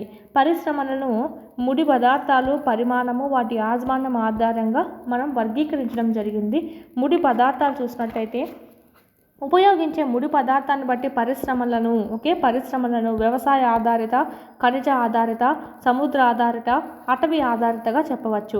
వ్యవసాయ ఆధారిత పరిశ్రమల్లో మనం చూసినట్టయితే ఇది వ్యవసాయానికి సంబంధించి మొక్కలు, జంతు ఉత్పత్తుల్ని, ముడి పదార్థాలను ఉపయోగిస్తారండి. ఇక్కడ ఉదాహరణ చూడాలంటే ఆహార ఉత్పత్తి, కూరగాయలు, నూనె తయారు చేయడము, పత్తి వస్త్రాలు, పాల ఉత్పత్తులు, తోళ్ల పరిశ్రమ, ఇదంతా మనకు వ్యవసాయానికి సంబంధించి. సో వ్యవసాయ ఆధారిత పరిశ్రమగా చెప్పుకుంటాము. నెక్స్ట్ ఖనిజ ఆధారిత పరిశ్రమ. ఇక్కడ ఖనిజ ధాతువుల నుంచి మనం ఇక్కడ మెయిన్ తీయడం జరుగుతుంది. అంటే ఇక్కడ ఇనుము ధాతువు నుంచి ఇనుమును తీయడము. సో ఈ విధంగా ఖనిజ ధాతువు నుంచి ముడి పదార్థంగా ఉపయోగించే ప్రాథమిక పరిశ్రమలు. ఇది మనకు చూసినట్టయితే ఇక్కడ ఎగ్జాంపుల్ చూసినట్టయితే మనకు ఇనుము ధాతువు నుంచి ఇనుమును తీయడము, ఇనుమును భారీ యంత్రాలు తయారు చేయడము, నిర్మాణం చేయడము, రైలు పెట్టెలు తయారీ చేయడానికి యూజ్ చేయడము, భవనాలు తయారు చేయడానికి యూజ్ చేసుకోవడము, ఇదంతా. నెక్స్ట్ సముద్ర ఆధారిత పరిశ్రమలు. ఇవి మనకు మహాసముద్రాలు, సముద్రాల నుంచి లభించే ఉత్పత్తులను ముడి పదార్థాలుగా ఉపయోగించుకోవడం అనేది జరుగుతుంది. సముద్ర ఆహార శుద్ధి పరిశ్రమలను, చేప నూనె తయారీ పరిశ్రమలను వీటికి కొన్ని ఉదాహరణలుగా చెప్పవచ్చండి. నెక్స్ట్ అటవీ ఆధారిత పరిశ్రమలు. సేమ్ నేమ్స్లోనే ఉన్నాయి మనకు ప్రతిదీ. అటవీ ఉత్పత్తులను ముడి సరుకుగా ఉపయోగించడం అనేది జరుగుతుంది. ఎగ్జాంపుల్ చెక్క కలపను కానీ, కాగితపు పరిశ్రమ తయారు చేయడానికి యూజ్ చేస్తాము, ఔషధ రసాయనాల పరిశ్రమ, గృహోపకరణాలకు యూజ్ చేస్తాము, భవన నిర్మాణ ఉత్పత్తులకు యూజ్ చేయడం అనేది జరుగుతుంది. ఇవన్నీ మన కలపని. సో ఇది కూడా మనకు చూసినట్టయితే అటవీ ఆధారిత పరిశ్రమ అని మనం చెప్పచ్చు కలపకు సంబంధించి. ఇదంతా మనకు అడవులపై ఆధారపడి ఉంటుంది, పేర్లోనే ఉంటుంది. నెక్స్ట్ పరిమాణం ఆధారంగా చూసుకున్నట్టయితే అంటే చిన్నదా పెద్దదా అని. పరిశ్రమ చూసుకున్నట్టయితే పరిమాణం ఆధారంగా ఈ పరిశ్రమ యొక్క పరిమాణం అనేది పెట్టుబడి మూలధనాన్ని, ఉపాధి పొందిన వ్యక్తుల సంఖ్యను, ఉత్పత్తి పరిమాణాన్ని బట్టి సూచించడం జరుగుతుందండి. పెట్టుబడి చిన్నదైతే చిన్న పరిశ్రమ, చిన్న తరహా పరిశ్రమలు అంటాము. ఉపాధి పొందిన వ్యక్తుల సంఖ్య తక్కువగా ఉంటుంది. ఇక్కడ తక్కువ మంది పనిచేస్తూ ఉంటారు. తక్కువ అది లాస్ట్కి ఉత్పత్తి చేసేది కూడా కొంచెం తక్కువ మోతాదులో ఉత్పత్తి రావడం అనేది జరుగుతుంది. ఇలాంటివన్నీ చిన్న పరిశ్రమలు అంటాం, చిన్న తరహా పరిశ్రమలు. భారీ మొత్తంలో తయారు చేసినవి అంటే మనకు భారీ పరిశ్రమలుగా విభజించడం అనేది జరుగుతుంది. కుటీర పరిశ్రమలు ఇవి కూడా ఉన్నాయి, గృహ పరిశ్రమలు అంటాం వీటినే. ఇవి ఒక రకమైన చిన్న తరహా పరిశ్రమల కిందకే చెప్పవచ్చు. ఇక్కడ ఏం చేస్తారంటే చేతి వృత్తుల పనివారు స్వయంగా వాళ్ళ చేయడం అనేది జరుగుతుంది. ఈ సపోజ్ బుట్టలు అల్లడం కానీ, కుండలు చేయడము, ఇతర ఏమైనా మనకు హ్యాండ్ క్రాఫ్ట్స్ ఏవైతే ఉన్నాయో అవన్నీ మనకు దీని కిందికి వస్తుంది, కుటీర పరిశ్రమల కిందికి. ఈ భారీ పరిశ్రమల్లో చూస్తే చిన్న తరహా పరిశ్రమల్లో తక్కువ అమౌంట్ అనేది పెట్టాల్సి ఉంటుంది, మూలధనం అనేది. తక్కువ టెక్నాలజీ యూజ్ చేస్తాము. సో ఇక్కడ మనకు తక్కువ వ్యక్తులు అవసరం అవుతారు. భారీ పరిశ్రమలు కాదండి, ఎక్కువ మూలధనం కావాలి, ఎక్కువ సాంకేతికత అవసరం అవుతూ ఉంటుంది. పట్టు వస్త్ర పరిశ్రమ, ఆహార శుద్ధి పరిశ్రమ, ఇవన్నీ చిన్న తరహా పరిశ్రమలు అండి. ఆటోమొబైల్స్, భారీ యంత్రాలు, పరికరాలు తయారు చేయడము, ఇదంతా మనకు భారీ తరహా పరిశ్రమకు దానికి ఎగ్జాంపుల్గా మనం ఇక్కడ చెప్పుకోవడం అనేది జరుగుతుంది. ఇది మనకు పరిమాణం పరంగా ముడి పదార్థాల పరంగా చాలా వరకు చూసాము. పరిమాణం పరంగా చిన్న తరహా పెద్ద తరహా చూసాము. ఇప్పుడు యాజమాన్యం చూద్దాము. మెయింటైన్ చేసేది ఎవరు, ప్రైవేటా గవర్నమెంటా? దీని ఆధారంగా చూడండి, ప్రైవేట్ రంగము, ప్రభుత్వ రంగము లేదా పబ్లిక్ రంగం అంటాం ప్రభుత్వ రంగాన్ని. ఇక్కడ మనకు ఉమ్మడి రంగము, సహకార రంగము, ఈ విధంగా 4 టైప్స్ ఉన్నాయి. ప్రైవేటు, ప్రభుత్వ లేదా పబ్లిక్, ఉమ్మడి, సహకార. ఒక్కొక్కటి చూద్దాం. ప్రైవేట్ రంగం, ఇది కూడా మనకు నేమ్స్లోనే ఉంది. ప్రైవేట్ రంగం అంటే ఒక వ్యక్తి లేదా వ్యక్తుల యొక్క గ్రూపు, అంటే 2-3 కలిసైన పార్ట్నర్స్గా అయినా సరే దాన్ని మెయింటైన్ చేస్తూ ఉంటారు. నెక్స్ట్ అది మనకు ప్రైవేట్ అవుతుంది. ప్రభుత్వ రంగం చూసినట్టయితే ప్రభుత్వ ఆధీనంలో నిర్వహించబడుతుందండి. ఉదాహరణకి ఏంటంటే Hindustan aeronautics limited, steel authority of India limited, ఇవన్నీ మనకు ప్రభుత్వం ఆధీనంలో ఉండి నిర్వహిస్తూ ఉండేటివి, ఇవన్నీ పనిచేస్తూ ఉన్నాయి. సో ఇది మనకు ప్రభుత్వం మెయింటైన్ చేస్తూ ఉంటుంది. ఇదండి. నెక్స్ట్ మనం చూసినట్టయితే ఉమ్మడి రంగ పరిశ్రమలు, ప్రభుత్వంతో పాటు ఒక వ్యక్తి లేదా ఇతర వ్యక్తుల సమూహంతో కూడిన యాజమాన్యం. ప్రభుత్వం ఒకటే కాకుండా ప్రైవేట్ వాళ్ళని కూడా కలుపుకొని ఇద్దరు కలిసి మెయింటెనెన్స్గా షేరింగ్స్లో చేస్తూ ఉంటారు పార్ట్నర్స్ అయ్యి. సో ఇది మనకు సంబంధించి గవర్నమెంట్తో పార్ట్నర్ అయితే. సో దీనికి మనకు ఉదాహరణ చూసుకున్నట్టయితే మారుతి ఉద్యోగ లిమిటెడ్. ఓకే, ఇక్కడ అడుగుతారు, బుక్లో ఇచ్చారు కాబట్టి. Hindustan aeronautics limited, steel authority of India limited పరిశ్రమలు క్రింది ఏ యాజమాన్య రకమైనటువంటివి అని అంటే ఇక్కడ మనకి ఇది ప్రభుత్వ రంగ పరిశ్రమలుగా చెప్పచ్చు. నెక్స్ట్ మారుతి ఉద్యోగ లిమిటెడ్ అయితే ఉమ్మడి రంగ పరిశ్రమల కిందికి వస్తుంది. సహకార రంగం చూసినట్టయితే పరిశ్రమలను ముడిసరుకు ఉత్పత్తిదారులు లేదా సరఫరాదారులు, ఓకే, కార్మికులు లేదా ఇరువురి యాజమాన్యంతో ఉండి నిర్వహించడం అనేది జరుగుతుంది. సపోజ్ చూసినట్టయితే Amul, okay, Amul, Anand milk union limited, Sudha dairy సహకార రంగంలో సాకారమైన విజయగాథలు, ఇవన్నీ మనము ఇక్కడ ఎగ్జాంపుల్గా చెప్పుకోవచ్చు. అమూల్ అండి. ఓకే, ఇది మనకు పరిశ్రమల స్థాపనకు ప్రభావితం చేసే అంశాలు చూసినట్టయితే, అంటే పరిశ్రమలు స్థాపించాలి అంటే ఏమేమి మనకు చూసుకోవాలి మెయిన్గా. ముడి పదార్థాల లభ్యత అక్కడ బాగుందా లేదా, భూమి బాగుందా లేదా, నేల మనకు అనుకూలంగా, నీరు బాగా లభించాలి, నీరు బాగా లభిస్తుందా లేదా, పరిశ్రమలకు ఎక్కువ వాటర్ అవసరం. నెక్స్ట్ కార్మికులు వచ్చే సౌకర్యం ఉందా, కార్మికులు ఎక్కువ మంది పనిచేయడానికి దొరుకుతారా లేదా, విద్యుత్ సౌకర్యం ఉందా, మూలధనము రవాణా సౌకర్యం ఉందా లేదా, మార్కెట్ లభ్యత అనేది మనకు అక్కడ ఎలా ఉంటుంది, మార్కెట్ అనేది అక్కడ ఎలా ఉంటుంది, అది కూడా మనం ఇక్కడ చూసుకుంటాము. ఇవన్నీ చూసుకొని పరిశ్రమలు అనేటివి స్థాపించడం అనేది జరుగుతుంది. ఇవన్నీ ప్రభావితం చేస్తాయి. ఇలాగా పరిశ్రమలు ఏర్పాటు చేయడాన్ని మనం ఏమంటామంటే పారిశ్రామీకరణ అంటాము. ఈ పారిశ్రామీకరణను అంటే పరిశ్రమలు స్థాపించడాన్ని పారిశ్రామీకరణ అంటాము. ఇలా మనకు పట్టణాలు, నగరాల అభివృద్ధికి, ఎదుగుదలకి ఇవి దారితీయడం అనేది జరుగుతుంది. అంటే అక్కడ పనిచేసే వాళ్ళకి కాలుష్యం అవుతుంది, ప్లస్ ఎక్కువ పని చేస్తారు కదా, పని చేసే వాళ్ళకి ఉపాధి దొరుకుతుంది కదా, అంటే వాళ్ళకి ఒక జాబ్ ఉన్నట్టే కదా. సో ఈ విధంగా మనకు పట్టణాలు, నగరాల అభివృద్ధికి మరియు వాటి యొక్క ఎదుగుదలకు దారి తీయడం అనేది జరుగుతుంది. ఈ పరిశ్రమలో తయారు చేసినవి రవాణా చేయాలంటే రోడ్డు మార్గాలు బాగా వేయించాలి. సో అలాగైనా మనకి అభివృద్ధి, కొన్ని విషయాల్లో అభివృద్ధి అనేది ఉంటుందని చెప్పి ఇక్కడ మనకి ఇవ్వడం జరిగింది. నెక్స్ట్ పారిశ్రామిక వ్యవస్థ, ఇండస్ట్రియల్ సిస్టమ్. ఇక్కడ మనం చూసినట్టయితే ఉత్పాదక ప్రక్రియలు, ఉత్పత్తులు వంటివి మనకి ఇక్కడ చూస్తామండి. ఉత్పాదకత అంటే ఏంటంటే ముడి పదార్థాలు ఏవైతే ఉంటాయో అవి, అంటే ముడి పదార్థం. ఇప్పుడు నీకు కలప అనేది కావాలి పేపర్ తయారు చేయాలంటే. సో కలప అనేది ఒక ముడి పదార్థం. ఉత్పాదకతలో భాగంగా మనము కలప, కార్మికులు కావాలి తయారు చేయాలంటే, భూమి కావాలి, నేల కావాలి, రవాణా కావాలి, ఓకే, రవాణా సౌకర్యము, లారీలు, విద్యుత్ కావాలి, ఇతర మౌలిక సదుపాయాలన్నీ కావాలి. ఇలాగ మనకు ఏమేమి కావాలో అన్నీ తీసి పెట్టుకుంటే వాటిని మనం ఉత్పాదకత అంటాం. ఇంకా మనకు ప్రక్రియ స్టార్ట్ అవుతుంది, ఉత్పాదక ప్రక్రియ. ఈ పేపర్ తయారు చేయడానికి ప్రక్రియ స్టార్ట్ చేయడం అనేది జరుగుతుంది. ఈ ముడి పదార్థాలను ఉత్పత్తులుగా మార్చేటువంటి విస్తృత కార్యకలాపాలని అన్నీ మనకు ఈ ఉత్పాదక ప్రక్రియలో జరుగుతాయి. ఉత్పాదక ప్రక్రియలో చూసుకున్నట్టయితే అంతిమంగా ఏమవుతుంది, ఒక ఉత్పత్తి తయారవుతుంది, కాగితం తయారవుతుంది ఎగ్జాంపుల్ చెప్పాలంటే. సో కాగితం అనేది ఏమవుతుంది, ఉత్పత్తి అవుతుంది. ఉత్పాదకత ఏమవుతుంది ఇక్కడ, ఓకే, ఉత్పాదకత ఏమవుతుంది, కలప అవుతుంది. అక్కడ పనిచేసేటువంటి కార్మికులు, భూమి, ఇలాంటి అవసరాలన్నీ అయితే ఉత్పాదక ప్రక్రియ చూడండి, అది జరిగేటువంటి ప్రాసెస్, గుజ్జు చేయడము, ఆ గుజ్జును మళ్ళా యంత్రంలోకి పంపేయడము, ఇదంతా మనకు ప్రాసెస్ అని చెప్పచ్చు. లాస్ట్కి ఏర్పడైతే ఉత్పత్తి. ఈ ఉత్పత్తి ఏంటంటే కాగితం అనేటువంటి ఉత్పత్తి మనకు బయటికి ఏర్పడడం జరిగింది. ఇది మనకు దీంట్లో ఉండేటువంటి దాంట్లో ప్రాసెస్ అండి. ఎగ్జాంపుల్ ఇంకోటి ఇచ్చారు ఇక్కడ, పత్తిని చూసుకున్నట్టయితే ఉత్పాదకత ఏమవుతుందంటే పత్తి, రవాణా సౌకర్యాలు, ఫ్యాక్టరీ, మానవ శ్రమ, ఇవన్నీ మన కార్మికులు, ఇదంతా ఉత్పాదక ప్రక్రియలో చూసినట్టయితే పత్తి నుంచి గింజలు వేరు చేయడము, వడకడము, నేయడము, రంగులు వేయడము, అద్దడము, లాస్ట్కి వస్త్రం తయారు చేయడము.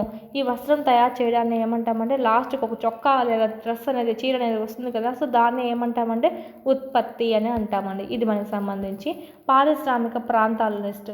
అనేక పరిశ్రమలు ఒకదానికొకటి దగ్గరగా ఉన్నప్పుడు పరస్పర ప్రయోజనాలు ఉపయోగించుకున్నప్పుడు పారిశ్రామిక ప్రాంతాలు అనేటివి మనకు స్టార్ట్ అవ్వడం అనేది జరిగింది.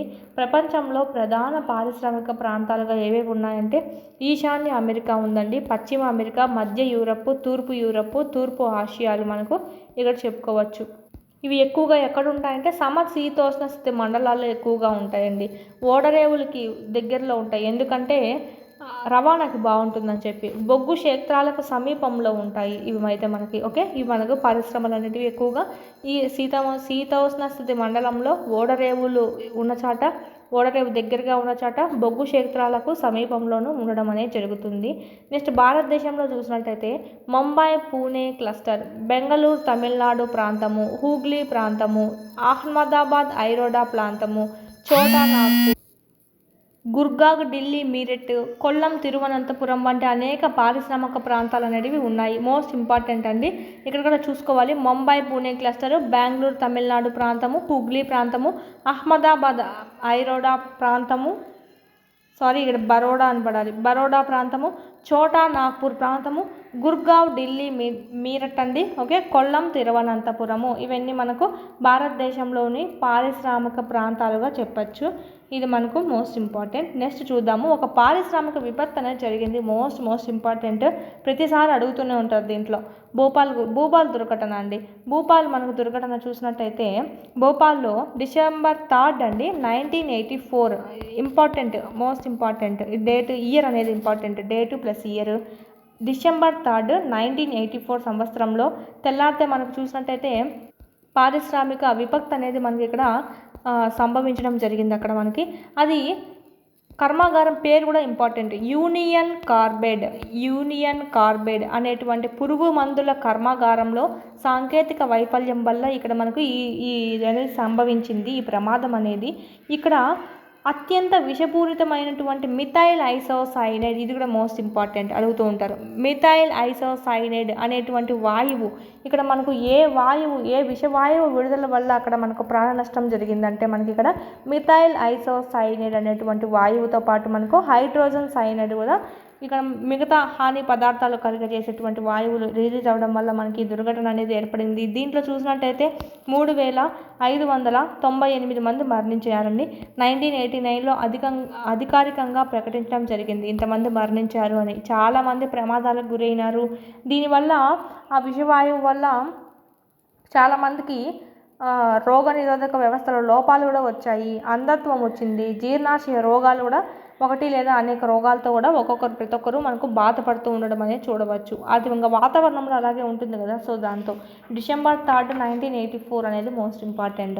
ఇంకొక సంఘటన చూసినట్టయితే December 23, 2005 సంవత్సరంలో చైనాలో చాంగ్కింగ్ రాష్ట్రంలో గావోడియా, డి కాదు ఇక్కడ కీ రావాలి, గావోకియా అనే ప్రాంతంలో గ్యాస్ బావిలో పేలుడు సంభవించింది. దాంట్లో మనకు 243 మంది చనిపోయారండి. 9,000 మంది గాయపడడం జరిగింది. 6 నుంచి 64,000, ఓకే, ఇక్కడ 64,000 మంది నిరాశ్రయులు అవ్వడం జరిగింది. పేలుడు దాటి పరిగెత్తలేక అనేక మంది అక్కడికక్కడికే చనిపోవడం కూడా జరిగింది. ఈ విధంగా మనకు ఈ ప్రమాద నివారణ చర్యలు మనం చూసినట్టయితే ఇక్కడ మనకు కానిది ఏది పాటించాలి అనేటివి అడుగుతూ ఉంటారు. జనసాంద్రత ఎక్కువగా ఉన్న నివాస ప్రాంతాలకు దూరంగా ఈ ఇండస్ట్రీస్ అనేటివి ఏర్పాటు చేయాలండి. అప్పుడే మనకు జనాలకి ఎలాంటి ఇబ్బంది లేకుండా ఉంటుంది. ఈ పరిశ్రమకు దగ్గరలో నివసించే వ్యక్తులు విషపూరితమైన ప్రమాదకరమైన పదార్థాల నిల్వలను గురించిన ప్రమాదం జరిగినప్పుడు అవి ఎలా తప్పించుకోవాలి లేదా అది మనకు ప్రమాదం జరిగినప్పుడు ఏ విధమైనటువంటి సమాచారం మెయిన్ వాళ్ళకి అందించాలి అనేది చూసుకుంటూ ఉండాలి. అగ్ని ప్రమాద హెచ్చరిక, అగ్నిమాపక వ్యవస్థను బాగా మెరుగుపరుచుకోవాలి. విష పదార్థాల నిల్వల సామర్థ్యం పరిమితంగా ఉంటే ఇలాంటి ప్రమాదాలు అనేటివి ఎక్కువగా జరగకుండా ఉంటాయని చెప్తున్నారు. పరిశ్రమల్లో కాలుష్య నియంత్రణ చర్యలు అనేటివి మెరుగుపరచాలి. ఇది మనకు సంబంధించి అభివృద్ధి చెందుతున్న పరిశ్రమలను సన్ రైజ్ ఇండస్ట్రీస్ అని కూడా పిలుస్తారండి. అభివృద్ధి చెందుతున్న పరిశ్రమలను ఏమంటారంటే సన్ రైజ్ ఇండస్ట్రీస్. ఇందులో మనకి సమాచార సాంకేతిక రంగము, ఆరోగ్య రంగము, ఆతిథ్య రంగము, వైజ్ఞానిక రంగానికి సంబంధించినటివి ఉంటాయి. ఇది మనకు సంబంధించి. నెక్స్ట్ కరిగించడం అంటే ఏమిటి? కరిగించడం అంటే ఏంటంటే ద్రవీభవన స్థానం కంటే అధికంగా వేడి చేయడం ద్వారా ఖనిజాల నుంచి లోహాలను సంగ్రహించే ప్రక్రియ. కరిగించడం అంటే ఏంటి? వాటర్ కరిగించడం అనుకుంటాం, కాదండి. ద్రవీభవన స్థానం కంటే అధికంగా వేడి చేసి, ఓకే, దాన్ని ఇంకా ఎక్కువ వేడి చేసి అంటే ఖనిజాల నుంచి లోహాలను సంగ్రహించే ప్రక్రియనే మనం ఇక్కడ కరిగించడం అంటాం. ఈ ప్రక్రియ ద్వారానే మనకు ఖనిజాల నుంచి లోహాలను తీయడం అనేది జరుగుతుంది. ఓకే, మోస్ట్ ఇంపార్టెంట్ ప్రధాన పరిశ్రమల పంపిణీ. నెక్స్ట్ మనకు ప్రధాన పరిశ్రమలు ఏమున్నాయంటే ప్రపంచంలో వస్త్ర పరిశ్రమ మెయిన్, ఇనుము ఉక్కు పరిశ్రమ, సమాచార సాంకేతిక పరిశ్రమ అండి. సమాచార సాంకేతిక పరిశ్రమ ఇప్పుడు కొత్తగా అభివృద్ధి చెందడం అనేది జరిగింది. ముందు ఉండేటివి మనకు వస్త్ర పరిశ్రమ, ఇనుము ఉక్కు పరిశ్రమ అయితే ముందు నుంచే మనకి ఇక్కడ పురాతన పరిశ్రమలుగా చెప్పడం అనేది జరుగుతుంది. Germany, USA, China, Japan, Russia దేశాల్లో ఇనుము ఉక్కు పరిశ్రమ, భారతదేశం, హాంకాంగ్, దక్షిణ కొరియా, జపాన్, తైవాన్, ఓకే, దేశాల్లో చూసినట్టయితే వస్త్ర పరిశ్రమలు కేంద్రీకృతమై ఉండడం అనేది చూడొచ్చు మనం ఇక్కడ. నెక్స్ట్ సమాచార సాంకేతిక పరిశ్రమ యొక్క ప్రధాన కేంద్రాలు సెంట్రల్ కాలిఫోర్నియాలోని సిలికాన్ వ్యాలీ, భారతదేశంలోని బెంగళూరు ప్రాంతంలో ఉండడం అనేది జరిగింది. కాలిఫోర్నియాలోని సిలికాన్ వ్యాలీ, భారతదేశంలోని బెంగళూరులో మనకు ఈ సమాచార సాంకేతిక పరిశ్రమ యొక్క ప్రధాన కేంద్రాలు ఎక్కడెక్కడ ఉన్నాయని అడుగుతారు. సెంట్రల్ కాలిఫోర్నియాలోని సిలికాన్ వ్యాలీ, భారతదేశంలోని బెంగళూరు ప్రాంతంలో ఉన్నాయండి. నెక్స్ట్ ఇనుము ఉక్కు పరిశ్రమ చూసినట్టయితే ఇక్కడ కూడా అంతే, మనకు ఉత్పాదకాలు ఉంటాయి, ఉత్పత్తి ప్రక్రియ ఉంటుంది, ఉత్పత్తులు అనేవి ఉంటాయి. ఇక్కడ మనం చూసుకున్నట్టయితే ముడి పదార్థం ఏదైతే ఉంటుందో అవి చూద్దాము. ఇక్కడ ఇనుము, బొగ్గు, సున్నపురాయి, శ్రమ, మూలధనం, భూమి, ఇతర మౌలిక సదుపాయాలన్నీ ఉత్పాదకత అవుతాయి.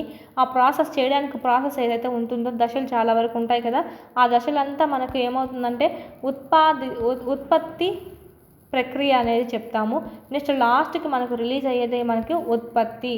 సపోజ్ ఇనుము చేసినప్పటి నుంచి నువ్వేమి తీసుకున్నావు, ఒక ఇంటికి గృహ ఉపకరణానికి సంబంధించి ఏమైనా వస్తువు చేయించుకున్నా, భవనాల్లో యూజ్ చేయడము, సో ఇవన్నీ చేస్తాం కదా. సో ఇదంతా మనం ఇక్కడ చూసుకోవచ్చు. ఇనుము ధాతువు నుంచి ఉక్కును తయారు చేసే ప్రక్రియలో అనేక దశలు అనేటివి ఉంటాయండి. ముడి సరుకుని ఇనుము కొలిమిలో ఉంచి బాగా కరిగిస్తారు, తర్వాత దాన్ని బాగా శుద్ధి చేస్తారు. ఇలా పొందినటువంటి ఉక్కును ఇతర పరిశ్రమల్లో ముడి పదార్థంగా మనం ఇక్కడ ఉపయోగించుకోవడం అనేది జరుగుతుంది.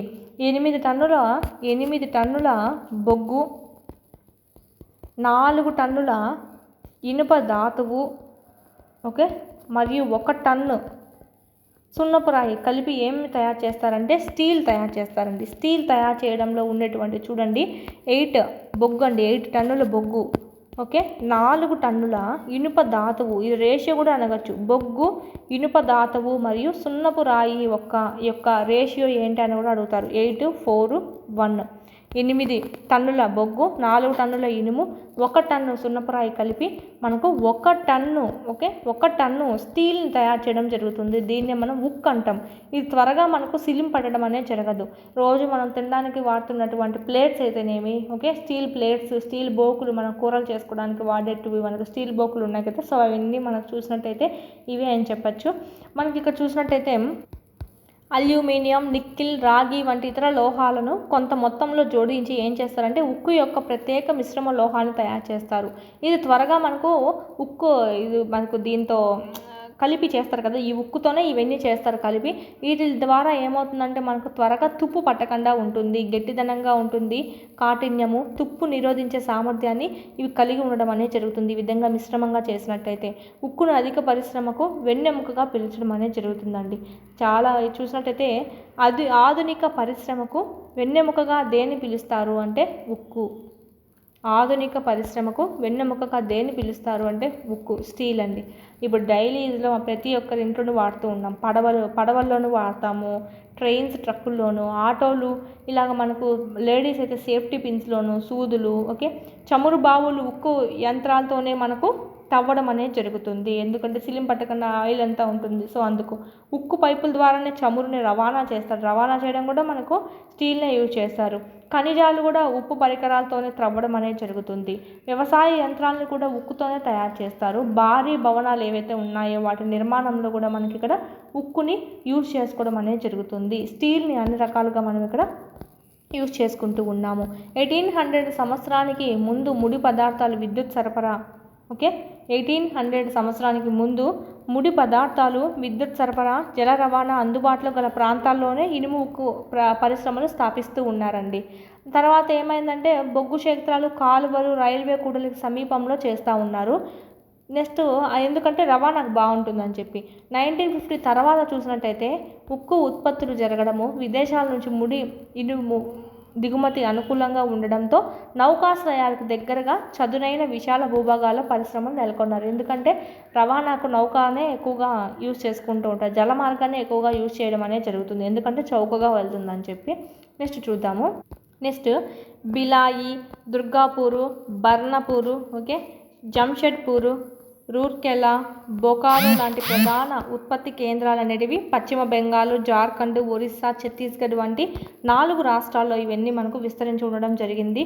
కర్ణాటక రాష్ట్రంలో అయితే మనకి ఇక్కడ భద్రావతి, విజయనగర్, ఆంధ్రప్రదేశ్ రాష్ట్రంలో అయితే కర్ణాటక రాష్ట్రంలో భద్రావతి, విజయనగర్, ఆంధ్రప్రదేశ్ రాష్ట్రంలో ఇక్కడ మనకు విజయనగర్ కాదు విజయనగరము, కర్ణాటక రాష్ట్రంలోని భద్రావతి, విజయనగర్, ఆంధ్రప్రదేశ్ రాష్ట్రంలోని విశాఖపట్నము, తమిళనాడు రాష్ట్రంలోని సేలం, తమిళనాడు రాష్ట్రంలోని సేలం అండి. స్థానిక వనరులను ఉపయోగించుకుంటున్న ఇతర ప్రధాన ఉక్కు తయారీ కేంద్రాలు అనేటివి మనం ఇక్కడ చూడవచ్చు. మెయిన్గా చూసుకుంటే కర్ణాటక రాష్ట్రంలో భద్రావతి, విజయనగర్, ఆంధ్రప్రదేశ్ రాష్ట్రంలోని విశాఖపట్నం, తమిళనాడు రాష్ట్రంలో సేలం. ఈ 3 మోస్ట్ ఇంపార్టెంట్. ఆంధ్రప్రదేశ్లో చూసుకోండి ఫస్ట్. జంషెడ్పూర్ అండి. జంషెడ్పూర్ 1947 సంవత్సరానికి ముందు Tata iron and steel company limited, ఇది మనకు చూసినట్టయితే భారతదేశంలో గల ఏకైక ఉక్కు కర్మాగారంగా ఉండేది ఇది. ప్రైవేట్ యాజమాన్యంతో ఉండేది. ఈ సంస్థ ప్రైవేట్ యాజమాన్యం అంతా మెయింటైన్ చేస్తూ ఉండేది. స్వాతంత్రం తర్వాత కేంద్ర ప్రభుత్వం చొరవ తీసుకొని ఈ ఉక్కు కర్మాగారాలను అనేకంగా స్థాపించడం జరిగింది. టిస్కో కర్మాగారాన్ని 1907 సంవత్సరంలో జార్ఖండ్లోని సుబర్ణరేఖ కార్కే నదుల సంగమానికి సమీపంలో సక్చి ప్రాంతంలో కార్కే నదుల సమీపానికి ఉన్నటువంటి సక్చి ప్రాంతంలో స్థాపించడం అనేది జరిగిందండి. ఎప్పుడు 1907లో ఈ టిస్కో కర్మాగారాన్ని జార్ఖండ్లో ఈ సుబర్ణరేఖ కార్కే నదుల సంగమానికి కలిసే దగ్గర సమీపంలో సక్చి ప్రాంతంలో స్థాపించారు. తర్వాత కాలంలో సక్చి పేరునే మనకు జంషెడ్పూర్గా మార్చారు. Most important. భౌగోళికంగా జంషెడ్పూర్ ప్రాంతం దేశానికి మధ్యలో గల అత్యంత అనుకూలమైన ప్రాంతంలో నెలకొని ఉన్నటువంటి ఇనుము ఉక్కు కర్మాగారంగా మనం ఇక్కడ చెప్పుకోవడం అనేది జరుగుతుంది. ఈ సక్చి ప్రాంతాన్ని ఉక్కు కర్మాగారానికి ఉక్కు కర్మాగారం అక్కడ చేయాలి అని చెప్పి ఎంపిక చేయడం జరిగింది. ఈ ప్రదేశము బెంగాల్ నాగ్పూర్ రైలు మార్గంలో నెక్స్ట్ చూసినట్టయితే కలిమటి స్టేషన్ నుండి 32 కిలోమీటర్ల దూరంలో ఉంది. ఇనుము ధాతువు బొగ్గు మ్యాంగనీస్ నిక్షేపాలతో పాటు పెద్దదైనటువంటి కలకత్తా మార్కెట్కు సమీపంలో ఉంది. అందుకనే మనకు ఆ ప్లేస్లో తయారు చేయడం అనేది జరుగుతుంది దాన్ని. ఈ పరిశ్రమకు జురియా ప్రాంతపు బొగ్గు క్షేత్రాల నుంచి బొగ్గు, ఒరిస్సా, ఛత్తీస్గఢ్ రాష్ట్రాల నుంచి ఇనుము ధాతువు సున్నపురాయి, డోలమైట్, మ్యాంగనీస్ అనేటివి లభిస్తూ ఉంటాయి. జురియా ప్రాంతపు బొగ్గు క్షేత్రాల నుంచి అయితే బొగ్గు, ఛత్తీస్గఢ్, ఒరిస్సా నుంచి అయితే ఇనుము, సున్నపురాయి, డోలమైట్, మ్యాంగనీస్. సువర్ణరేఖ కార్కే నదుల ద్వారా తగినంత నీటి సరఫరా అంతా దాన్ని యూజ్ చేసుకోవడం అనేది జరుగుతుంది. ఇంకా పరిశ్రమలు అంటే ఇంకా వాటికి నీటి ఎక్కువ కావాల్సి ఉంటుంది కదా. సో అది దీని తర్వాత ఇంకా చాలా ఎక్కువగానే అక్కడ మనకి పరిశ్రమలు స్టార్ట్ చేయడం అనేది జరిగింది. ఇనుము ఉక్కు పరిశ్రమ చూసినట్టయితే ఈ అభివృద్ధి భారతదేశంలో వేగవంతమైన పారిశ్రామిక అభివృద్ధికి దారితీయడం అనేది జరిగిందండి. భారతదేశంలో దాదాపు అన్ని పరిశ్రమలు తమ మౌలిక సదుపాయాల కోసం ఇనుము ఉక్కు పరిశ్రమపై ఆధారపడి ఉండడం అనేది జరిగింది.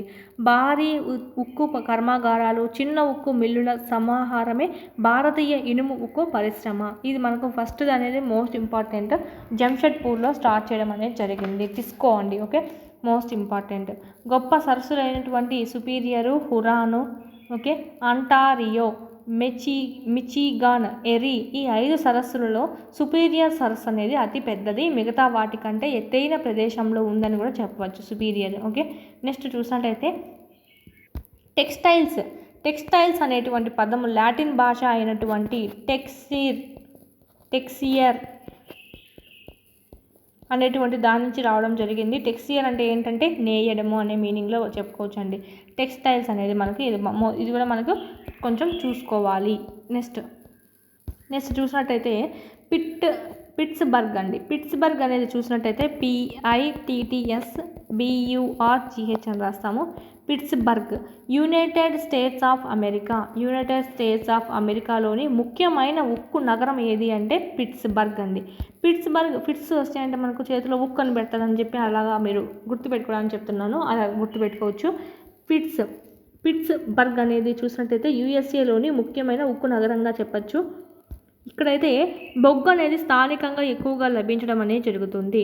ఉక్కు పరిశ్రమకు స్థానికంగా లభించే వనరులు అత్యంత అనుకూలంగా ఉంటాయి. ఆ ముడి పదార్థం ఏది లభిస్తుంది అంటే బొగ్గు అనేది స్థానికంగా వాళ్ళకు బాగా లభిస్తుంది. పిట్స్బర్గ్ ప్రాంతానికి 1500 కిలోమీటర్ల దూరంలో ఉన్న మిన్నెసోటా ప్రాంతంలో ఇనుప గనుల నుంచి ముడి ఇనుమును తయారు చేయడం లభిస్తుందంటే అక్కడి నుంచి తీసుకుంటారు. ఈ ఇనుము ప్రాంతానికి పిట్స్బర్గ్ మధ్యన ఉన్నటువంటి ప్రసిద్ధ గ్రేట్ లెక్స్ జలమార్గం అండి. గ్రేట్ లెక్స్ జలమార్గం ఇనుము ధాతువును ఈ 2 ప్రాంతాల మధ్య చౌకగా రవాణా చేయడంలో ప్రపంచంలోనే ఒక ఉత్తమ మార్గంగా ప్రసిద్ధిగాంచడం జరిగింది. రైలు చూసినట్టయితే గ్రేట్ లెక్స్ నుంచి పిట్స్బర్గ్ ప్రాంతానికి ఇనుము ధాతువును తీసుకెళ్తాయి డైరెక్ట్గా. రవాణా అనేది మోస్ట్ ఇంపార్టెంట్ వీటికి. ఓహియో, మొనోగాహెలా, అలెగ్నీ నదులు అవసరమైన నీటిని దీనికి సరఫరా చేయడం అనేది జరుగుతుంది. ఇది మనకు సంబంధించి.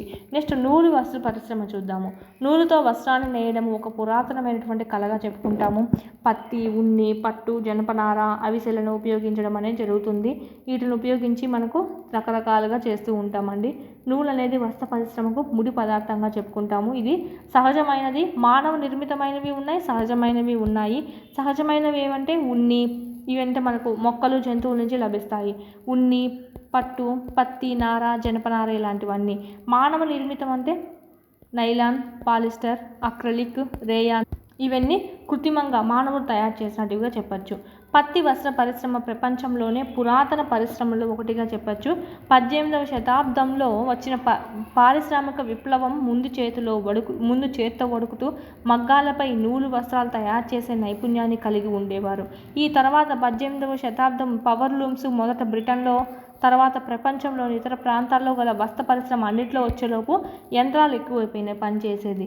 ఇక్కడే మనకు పారిశ్రామిక యుగం అనేది స్టార్ట్ అయిందని చెప్పచ్చు. నేడైతే భారతదేశం, చైనా, జపాన్, USA దేశాలు ముఖ్యమైన నూలు వస్త్ర ఉత్పత్తిదారులుగా ఉండడం అనేది మనం ఇక్కడ గమనించుకోవచ్చు. ఇదంతా మనకి ఏమవుతుందో జస్ట్ చూసి సరిపోతుంది. మనకు మెయిన్ ఇంపార్టెంట్ చెప్పేటివన్నీ బిట్ల రూపంలో చెప్పాను చూడండి. నెక్స్ట్ తమ నాణ్యతలో ప్రసిద్ధిగాంచినటివి ఏమన్నా ఉన్నాయంటే అవి ఏంటివంటే ఢాకాలోని మసిన్లుండి, మచిలీపట్నంలోని చింటెస్లు, కాలీకట్టుకు చెందినటువంటి కాలీకోస్ చేనేత వస్త్రాలు, బుర్హానూర్ బంగారు జరీ వస్త్రాలు, సూరత్, వడోదర చేనేత వస్త్రాలు. ఈ చేనేత వస్త్రాలన్నీ నాణ్యత, డిజైన్లతో ప్రపంచంగా బాగా ప్రసిద్ధి కాంచినటివిగా చెప్పచ్చు. ఈ నెక్స్ట్ చూసినట్టయితే మనకు మొదట యాంత్రిక మిల్లును విజయవంతంగా స్థాపించింది ఎక్కడ అంటే 1854 క్రీస్తు శకం 1854లో ముంబైలో స్థాపించారు. మొదటగా యాంత్రిక మిల్లును విజయవంతంగా ఎక్కడ స్థాపించారంటే ముంబై. అది కూడా సంవత్సరం 1854లో స్థాపించడం అనేది జరిగింది. ప్రారంభంలో చూసుకుంటే మహారాష్ట్ర, గుజరాత్ రాష్ట్రాల్లో గల తేమతో కూడిన అనుకూల వాతావరణం కారణంగా అభివృద్ధి చెందింది. కానీ నేడు తేమను కృత్రిమంగా సృష్టించడము, నాణ్యమైన ముడిపత్తి లభించడము, బరువు కోల్పోని ముడి పదార్థం కావడం వలన ఈ పరిశ్రమ భారతదేశంలో వివిధ ప్రాంతాలకు బాగా విస్తరించడం అనేది జరిగింది. అది కూడా మనకు చూసినట్టయితే కోయంబత్తూర్, కాన్పూర్, చెన్నై, అహ్మదాబాద్, ముంబై, కలకత్తా, లూధియానా, పుదుచ్చేరి, పానీపట్ ఇతర ముఖ్యమైన వస్త్ర తయారీ కేంద్రాలన్నీ మనం ఇక్కడ చూడవచ్చండి. నెక్స్ట్ మనం చూసినట్టయితే అహ్మదాబాద్ ఇది గుజరాత్ రాష్ట్రంలోని సబర్మతి నది తీరాన ఉంది. ఇక్కడ మొదటి వస్త్ర మిల్లు అయినటువంటి 1861 సంవత్సరంలో స్థాపించారు. మొదట వస్త్ర మిల్లును స్థాపించారు. ముంబై తర్వాత భారతదేశంలో అహ్మదాబాద్ రెండవ అతిపెద్ద వస్త్ర నగరంగా చెప్పచ్చు. ఫస్ట్ అయితే ముంబై, సెకండ్ అయితే మనకు అహ్మదాబాద్. అందుచేతనే అహ్మదాబాద్ తరచుగా మనకు మాంచెస్టర్ ఆఫ్ ఇండియా అంటారండి. అహ్మదాబాద్ని Ahmedabad Manchester of India. Manchester of China ఉంది, sorry Manchester of Japan. Manchester of Japan అని దేన్ని పిలుస్తామంటే ఒసాకా అని పిలుస్తామండి. ఒసాకా దీంట్లోనే మనకు రిపీట్ అవుతుంది చూడండి. ఎందుకనంటే అహ్మదాబాద్ పత్తి పండించే ప్రాంతంలోకి దగ్గరగా ఉంది. అందుకే మనకి ఎక్కువగా అక్కడ వస్త్రం పండించడానికి ఎక్కువగా మనకు అనుకూలంగా ఉంటుంది. నెక్స్ట్ చూసినట్టయితే జనసాంద్రత అధికంగా గల గుజరాత్, మహారాష్ట్ర నైపుణ్యం కలిగిన పాక్షిక నైపుణ్యం కలిగిన కార్మికులు అందిస్తున్నాయి. ఇక్కడ మనకు జనసాంద్రత అధికంగా గల గుజరాత్, మహారాష్ట్రలు ఏం చేస్తున్నాయంటే నైపుణ్యం కలిగిన పాక్షిక నైపుణ్యం కలిగిన కార్మికుల్ని అందిస్తూ ఉన్నారు. అందుకే ఇవన్నీ యూజ్ చేసుకొని మనకి ఇక్కడ వాళ్ళు ఎక్కువగా వస్త్ర పరిశ్రమకి ఎక్కువ ఫోకస్ చేయడం అనేది జరుగుతుంది. నెక్స్ట్ మనం చూసినట్టయితే ఒసాకా, అదంతా అవసరం లేదు మనకి. ఒసాకా జపాన్లో గల ఒక ప్రముఖ వస్త్ర తయారీ కేంద్రంగా చెప్పచ్చు. దీన్నే మనం మాంచెస్టర్ ఆఫ్ జపాన్ అంటాము. మాంచెస్టర్ ఆఫ్ జపాన్ అని ఒసాకా అని అంటాము. మాంచెస్టర్ ఆఫ్ ఇండియా అని దేన్ని అంటామంటే మనం ఇక్కడ అహ్మదాబాద్.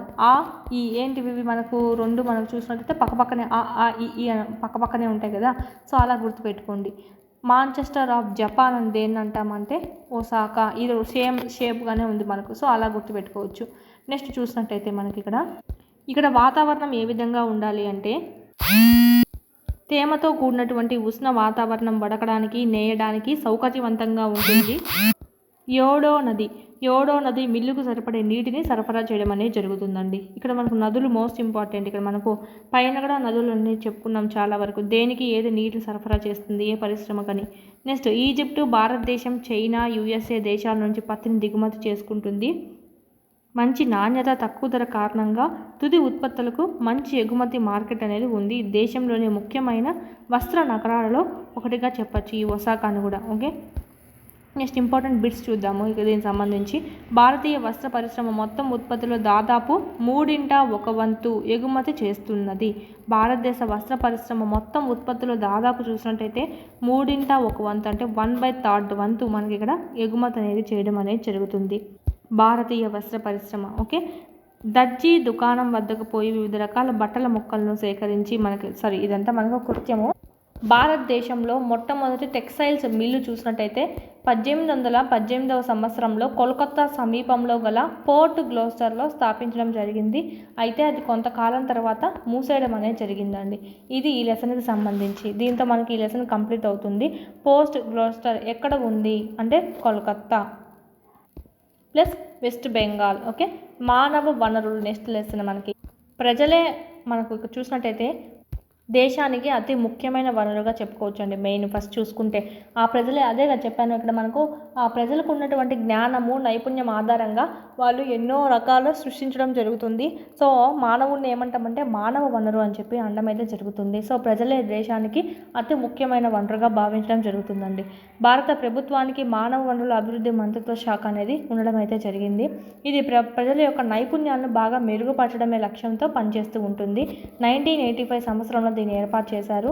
దీన్ని బట్టి దేశానికి ప్రజలు ఎంత ముఖ్యమైన వనరుగా పరిగణించాలో తెలియజేయడం అనేది తెలుస్తుంది మనకి ఇక్కడ. నెక్స్ట్ ప్రధానమంత్రి కౌశల్ వికాస్ యోజన PKVY 2015లో ప్రారంభించబడింది. 16 నుంచి 20 మధ్య కోటి మంది భారతీయ యువతకు నాణ్యమైన శిక్షణ అందించడం అనేది దీని యొక్క ప్రధాన లక్ష్యం. ఇది ఒక స్కిల్ డెవలప్మెంట్ ప్రోగ్రామ్గా చెప్పుకోవచ్చండి. ఈ పథకం ద్వారా నాణ్యమైన గుణాత్మక శిక్షణ అనేది ఉద్యోగులకు ఇవ్వడము. ఓకే, ఇక్కడ ఉపాధి అనేది కల్పించడం అనేది మనకి ఇక్కడ చూసుకోవచ్చండి. అంటే ఉపాధి నైపుణ్యాలు, స్కిల్స్ అనేటివి మనకి ఇక్కడ ఏమేమి కావాలి ఉపాధి పొందాలంటే ఆ స్కిల్స్ అనేది నేర్పించడం జరుగుతుంది ఈ పథకం కింద. ఇది మనకు సంబంధించి ప్రపంచవ్యాప్తంగా చూసుకుంటే దాదాపు 6.6 బిలియన్ అండి, 6.6 బిలియన్ల జనాభా ఉన్నారని చెప్పి మనకి ఇక్కడ ఎంటర్ చేయడం అనేది జరిగింది బుక్లో కూడా. జనాభా విస్తరణ చూద్దాం. Next distribution of population. అంటే భూమి ఉపరితలం మీద జనాభా ఏ విధంగా విస్తరించి ఉన్నారు, ఓకే, ఆ విస్తరణ రీతి ఏ విధంగా ఉందో తెలియజేసేదే జనాభా విస్తరణ. ప్రపంచ జనాభాలో 90% పైగా ప్రజలు దాదాపు 30% భూమి ఉపరితలం మీద మాత్రమే నివసిస్తున్నారని చెప్పి మనం ఆల్రెడీ ప్రీవియస్ ముందు లెసన్లో కూడా మనకు వచ్చిందండి. కేవలం 30% మాత్రమే భూమి ఉపరితలం మీద మాత్రమే నివసిస్తూ ఉన్నారు. ఇది కూడా మనకు అక్కడక్కడ అంటే ఒక్కొక్క మైదానాల్లో కొంతమంది, వేరే వేరే పర్వత ప్రాంతాల్లో కొంతమంది, అట్లా మనకు ఆమోగ్యం కాని ప్లేసెస్లో కూడా మనకు ఉన్నారు చాలామంది. నెక్స్ట్ చూద్దాము. దక్షిణ ఆగ్నేయాసియా, యూరప్, ఈశాన్య ఉత్తర అమెరికా ప్రాంతాలు అధిక జనాభాను కలిగి ఉన్నాయండి. ఉన్నత అక్షాంశ ప్రాంతాలు, ఉష్ణమండల ఎడారులు, ఎత్తైన పర్వత ప్రాంతాలు, భూమధ్యరేఖ ప్రాంత అడవుల్లో చాలా తక్కువ మంది ప్రజలు అనేవాళ్ళు నివసిస్తూ ఉంటారు. భూమధ్యరేఖకు దక్షిణంగా కంటే ఉత్తరాన ఉన్న ప్రాంతాల్లోనే ఎక్కువ మంది ప్రజలు నివసిస్తూ ఉన్నారంట. ప్రపంచ జనాభాలో 4/3 ఓకే, 4/3 ప్రజలు ఆసియా, ఆఫ్రికా ఖండాల్లోనే నివసించడం అనేది జరుగుతుంది. ఆసియా, ఆఫ్రికాలోనే ఎక్కువగా మంది ఉన్నారని చెప్పి ఇక్కడ మనకు మోస్ట్ ఇంపార్టెంట్. ఓకే, ఏ ఖండాలు అంటే ఆసియా, ఆఫ్రికా. ప్రపంచ జనాభాలోని 60% మంది ప్రజలు కేవలం 10 దేశాల్లోనే ఉన్నారు. అవన్నీ 100 మిలియన్లకు పైగా జనాభా కలిగి ఉన్నారు. భారతదేశంలో సగటు జనసాంద్రత చదరపు కిలోమీటర్కి చూసినట్టయితే 382. ఓకే, సగటు జనసాంద్రత అంటే ఏంటంటే పాపులేషన్ డెన్సిటీ, అంటే ఒక స్క్వేర్ కిలోమీటర్కి ఎంతమంది మనకు అక్కడ జనాభా ఉన్నారు అనేది లెక్కించడం జరుగుతుంది. దాంట్లో చూసుకున్నట్టయితే 382 అంట. 1 స్క్వేర్ కిలోమీటర్కి 382 మంది ఉన్నట్టుగా ఇక్కడ. ఇది మనకు పాపులేషన్ డెన్సిటీ అంటాం, ఈ విధంగా కొలవడాన్ని. జనసాంద్రత, పాపులేషన్ డెన్సిటీ భూ ఉపరితలంపై గల ఒక యూనిట్ వైశాల్యంలో నివసించే ప్రజల సంఖ్యను తెలియజేస్తుందండి. ఆ ఒక యూనిట్ అంటే ఏంటి, ఒక చదరపు కిలోమీటర్ అని చెప్పి మనం ఇక్కడ చూసుకోవడం అనేది జరుగుతుంది. అంటే ఒక ప్రపంచ సగటు జనాభా చదరపు చూసినట్టయితే, అంటే ప్రపంచ సగటు అండి, ఇక్కడ మనం భారతదేశ సగటు చూసాము. ప్రపంచ సగటు చూసినట్టయితే ప్రపంచ 1 స్క్వేర్ కిలోమీటర్స్, ప్రపంచం పరంగా 1 స్క్వేర్ కిలోమీటర్లో మనం చూసినట్టయితే 51 మందిగా మనకు చూసుకుంటాము ప్రపంచ జనసాంద్రత. దక్షిణ మధ్య ఆసియా అత్యధిక జనసాంద్రతను కలిగి ఉంది. దక్షిణ మధ్య ఆసియా, ఆ తర్వాత అయితే తూర్పు ఆగ్నేషియాలో అనేటివి చెప్పుకోవచ్చు. ఇదైతే మనకు ఇంపార్టెంట్. దక్షిణ మధ్య ఆసియా అయితే మనకి ఇక్కడ డెన్సిటీ అనేది ఎక్కువగా ఉంది. పాపులేషన్ డెన్సిటీ, అత్యధిక జనసాంద్రత కలిగినటువంటిది ఏది అంటే దక్షిణ మధ్య ఆసియా అని చెప్పచ్చు. జనాభా విస్తరణని ప్రభావితం చేసేటువంటి అంశాలు ఏంటివి అంటే స్థల ఆకృతి. ఓకే, ప్రజలు ఎల్లప్పుడూ పర్వతాల్లోనే నిలబడరండి, పీఠభూముల్లోనే కాదు, ఎక్కువ మైదానాల్లో నివసిస్తూ ఉంటారు. సో ఈ విధంగా మనకు ఈ స్థలం అనేది అక్కడ ఉండేటువంటి ఆ భూమి స్థలం అనేది ఏ ఆకృతిలో ఉంది అనేది కూడా మనకు మోస్ట్ ఇంపార్టెంట్. ఇక్కడ గంగా నది మైదానాల్లో చూసుకున్నట్టయితే అత్యధిక జనాభా అనేది ఉంటారు, కానీ ఆండ్రీస్, ఆల్ప్, హిమాలయాల వంటి పర్వత ప్రాంతాల్లో తక్కువ జనాభా ఉంటారు. ఓకే, స్థల ఆకృతిని బట్టి కూడా మనకి ఇక్కడ జనాభా విస్తరణలో లెక్క చేయొచ్చు. శీతోష్ణ స్థితి అంటే ఎక్కువగా చూసుకున్నట్టయితే ఎడారులో ఎక్కువ నివసించరండి. రష్యాలోని ధ్రువ ప్రాంతాల్లోనూ తక్కువగానే ఉంటారు. కెనడా, అంటార్క్టికా వంటి అత్యుష్ణ అతి శీతల పరిస్థితుల్లో నివసించడం అనేది జనాలు ఇష్టపడరు. సో అక్కడ తక్కువగా ఉంటారు. నెక్స్ట్ సారవంతమైన నేల ఎక్కడైతే ఉంటాయో అక్కడ జనాభా ఎక్కువగా విస్తరించడం అనేది జరుగుతుంది. నెక్స్ట్ చూసినట్టయితే నేల సారవంతమైన నేలలు ఎక్కడైతే ఉంటాయో అక్కడ వ్యవసాయం బాగా చేసుకోవచ్చు. అందుకు జనాభా అక్కడే ఎక్కువగా నివసించడానికి ఇష్టపడతా ఉంటారు. సపోజ్ భారతదేశంలో గంగా, బ్రహ్మపుత్ర, చైనాలోని హాంగ్ఫీ, చాంగ్ జియాంగ్, ఈజిప్ట్లో నైలు నది సారవంతమైన మైదానాల్లో జనసాంద్రత అధికంగా ఉందని చెప్పవచ్చు. నీళ్ళు ఎక్కడైతే ఎక్కువగా లభిస్తాయో సో అక్కడ మనకు ఉండడం అనేది జరుగుతుంది, వ్యవసాయానికి కానీ దేనికైనా. నదీలోయ ప్రాంతాల్లో జనసాంద్రత ఎక్కువగా ఉంటుందండి, ఎడారుల్లో తక్కువ అనేది ఉంటారు జనాలు. ఖనిజాలు ఎక్కువగా లభించే చోట ఎక్కువగా గనులు అనేటివి ఉండడం వల్ల అక్కడ కూడా మనకు జనాలు అనేటివి మనం చూసుకుంటే ఎక్కువ మంది ప్రజలు స్థిరపడుతూ ఉంటారు. దక్షిణాఫ్రికాలో వజ్రాల గనులు ఉండడం వల్ల అక్కడ ఏమవుతుందంటే చమురు నిక్షేపాలు కనుగొనడం వల్ల మధ్య ప్రాచుర్యంలో ఇక్కడ మనకు జనాభా ఎక్కువగానే చూడవచ్చు. సామాజిక, సాంస్కృతిక, ఆర్థిక కారకాలు. సామాజిక కారకాలు చూద్దాము. మనం భౌగోళిక అంశాలు చూసాం కదా, ఇప్పుడైతే సామాజిక కారకాలు. సామాజిక కారకాలు చూసినట్టయితే మెరుగైన గృహ, విద్య, ఆరోగ్య సౌకర్యాలు ఎక్కడైతే ఉంటాయో అక్కడ జనాలు ఎక్కువగా నివసిస్తారండి. అంటే విద్యా సౌకర్యం, స్కూల్స్ కానీ హాస్పిటల్స్ దగ్గరగా ఉండడము, ఇల్లు బాగా సౌకర్యవంతంగా ఉండే ప్రాంతాల్లో ఎక్కువగా నివసిస్తూ ఉంటారు. నెక్స్ట్ సాంస్కృతిక కారకాలు చూసినట్టయితే మత సంబంధ లేదా సాంస్కృతిక ప్రాముఖ్యత కలిగిన ప్రదేశాలు ఎక్కువగా మనకు చూసినట్టయితే వారణాసి, జెరూసలేం, వాటికన్ సిటీ ఇది ఎక్కువగా మనకు చూసినట్టయితే ఫేమస్ కదా దేవుళ్ళ పరంగా చూసుకుంటే. సో అలాంటి ప్రాంతాల్లో నివసించడానికి కొంతమంది ఇష్టపడుతూ ఉంటారు. ఆర్థిక కార్యకలాపాలు చూసినట్టయితే పారిశ్రామిక ప్రాంతాలు ఉపాధి అవకాశాలు ఎక్కువగా ఇస్తుంది కాబట్టి వాటికి దగ్గరగా ఇల్లు ఎక్కువగా జనాలు నివసించడానికి ఇష్టపడడం అనేది జరుగుతుంది. జపాన్లోని ఒసాకా, భారతదేశంలో ముంబాయి ఈ రెండు కూడా అధిక జనసాంద్రత కలిగినటువంటి ప్రాంతాలుగానే మనం చూసుకోవచ్చు. నెక్స్ట్ జనాభా మార్పు. ఓకే, ఒక నిర్దిష్ట సమయంలో మనుషుల సంఖ్యలో వచ్చిన మార్పునే మనం ఏమంటామంటే జనాభా మార్పు అంటాము. ప్రపంచ జనాభా ఎప్పుడు స్థిరంగా ఉండదండి. చాలామంది చనిపోతూ ఉంటారు, చాలామంది మళ్ళీ కొత్త పిల్లవాళ్ళు పుడుతూనే ఉంటారు. 1800 వరకు 1800 క్రీస్తు శకం 1800 సంవత్సరం వరకు ప్రపంచ జనాభా క్రమంగా నెమ్మదిగా పెరిగింది. పెద్ద సంఖ్యలో పిల్లలు జన్మించారు, కానీ వారి మరణాలు కూడా ఎక్కువగానే ఉన్నాయండి. సో దీనివల్ల ఏమైందంటే మనకు ఎందుకు అప్పుడు అలాగా అంటే వైద్య సదుపాయాలు అనేవి తక్కువగా ఉన్నాయి. తర్వాత వైద్య సదుపాయాలు బాగా కల్పించడం వల్ల ఎక్కువ మంది చనిపోవడం అనేది తక్కువైపోయింది. 1804లో చూసినట్టయితే ప్రపంచ జనాభా 1 బిలియన్ చేరుకుందండి. 155 సంవత్సరాల తర్వాత అంటే 1959లో చూసినట్టయితే ప్రపంచ జనాభా 3 బిలియన్లకు చేరుకోవడం జరిగింది. అదేవిధంగా 1999 నాటికి చూసినట్టయితే 6 బిలియన్లకు చేరుకునిందండి. 6 బిలియన్లకు చేరుకుంది. ఎందుకంటే అక్కడ పుట్టే వాళ్ళ సంఖ్య ఎక్కువైంది, మరణాలు తక్కువైపోయినాయి. ఎందుకంటే వైద్య సదుపాయాలు అన్నీ ఉన్నాయి కాబట్టి జననాల రేటు ఎక్కువే ఉండింది, మరణాల రేటు కూడా తక్కువ ఉండింది. అంటే ఏంటంటే మరణాలు తక్కువ, జననాలు అనేటివి బాగా ఎక్కువగానే ఉన్నాయి. సో సాధారణంగా జననాలను జనన రేటు అంటామండి, మరణాలని మరణ రేటు అంటాము. అంటే ప్రతి 1000 మంది జనాలకి ఎంతమంది సజీవులుగా ఉన్నారో వాళ్ళని అంటే పిల్లలు జన్మించారో అది మనకు జనన రేటు. ప్రతి 1000 మంది పసిపిల్లల్లో ఎంతమంది చనిపోతున్నారు అనేది చూసుకున్నట్టయితే అది మరణాల రేటు. ఓకే, పిల్లలే కాదు వృద్ధులు కూడా. ఓకే, వృద్ధులు కూడా మనకు చూసుకున్నట్టయితే చనిపోతూ ఉంటారు కదా. సో అది కూడా. వలసలు అంటే ఏంటంటే ఒక ప్రాంతానికి వచ్చిన ప్రజలను వలసలని అంటాము.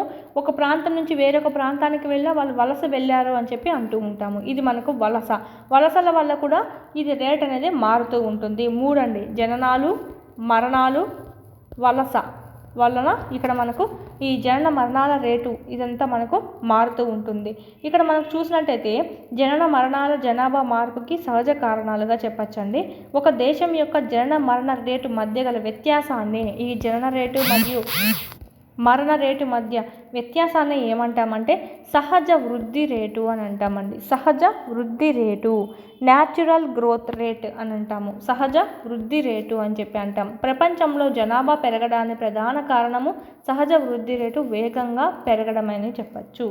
ఇలా ఇక్కడ మనకి లాస్ట్కి చూసినట్టయితే మానవ ఆయుర్దాయం అంటే ఏంటంటే సగటున ఒక వ్యక్తి జీవించగల కాలము, సగటున ఒక వ్యక్తి ఎంతకాలం జీవించగలదో దాన్ని మనము మానవ ఆయుర్దాయం అంటాం. Life expectancy. వలస రావడము, ఒక వ్యక్తి నూతనంగా ఒక దేశంలోకి రావడాన్ని అంటే వేరే ఊరు నుంచి ఇంకొక ఊరికి రావడాన్ని వలస రావడం అంటాం. వలస పోవడం అంటే ఒక వ్యక్తి ఇక్కడి నుంచి ఒక దేశం నుంచి వేరే దేశానికి వెళ్ళిపోవడాన్ని వలస పోవడం అంటాం. ఓకే, పోవడము రావడము. ఓకే, ఇలాగా జనాభా పరిమాణంలో మార్పు రావడానికి వలస కూడా ఒక కారణంగానే చెప్పచ్చండి, ఒక ప్రధాన కారణంగా చెప్పచ్చు. ప్రజలు ఒక దేశంలో ఒక ప్రాంతం నుంచి మరొక ప్రాంతానికి, ఒక దేశం నుంచి మరొక దేశానికి వలస పోతూనే ఉంటారు. ఒక దేశాన్ని వదిలి వెళ్ళే ప్రజలను ఏమంటామంటే వలస పోయే వాళ్ళు అంటాము, ఇమిగ్రెంట్స్ అంటాము. ఒక దేశంలోకి వచ్చే వారిని వలస వచ్చే వాళ్ళు అంటాం, ఇమ్మైగ్రాంట్స్ అంటాము. నెక్స్ట్ అమెరికా, ఆస్ట్రేలియా వంటి దేశాలకు ఇతర దేశాల నుంచి వ్యక్తులు వలస వచ్చారు వాళ్ళ దేశాలకు. అందుకని ఆ దేశ జనాభా అనేది బాగా పెరిగిపోవడం అనేది జరిగింది. ఒక దేశం నుండి ప్రజలు బయటికి వెళ్ళిన కారణంగా ఒక దేశం యొక్క జనాభా తగ్గిపోయింది. దానికి ఎగ్జాంపుల్ ఏంటంటే సుడాన్కి అయితే వాళ్ళ ఊర్లో ఉన్న వాళ్ళు ఇంకా వేరే దేశాలకు వెళ్ళిపోయారు. సో అక్కడ జనాభా తగ్గిపోయింది సుడాన్లో. అమెరికా, ఆస్ట్రేలియా అయితే వలస వెళ్ళారు వాళ్ళ ఊరికి. సో అందుకే మనకి ఇక్కడ అక్కడ జనాభా పెరిగింది, అక్కడైతే సుడాన్లో జనాభా తగ్గింది. నెక్స్ట్ జనాభా కూర్పు అండి. ఒక దేశంలో జనాభా ఎక్కువ ఉండడానికి ఆ దేశ అభివృద్ధి స్థాయికి ఎలాంటి సంబంధం లేదండి. ఈ జనాభా ఎక్కువ ఉంటే ఆ దేశంలో అభివృద్ధి కూడా ఎక్కువ ఉండాలని ఏమన్నా ఉందా? లేదు కదా.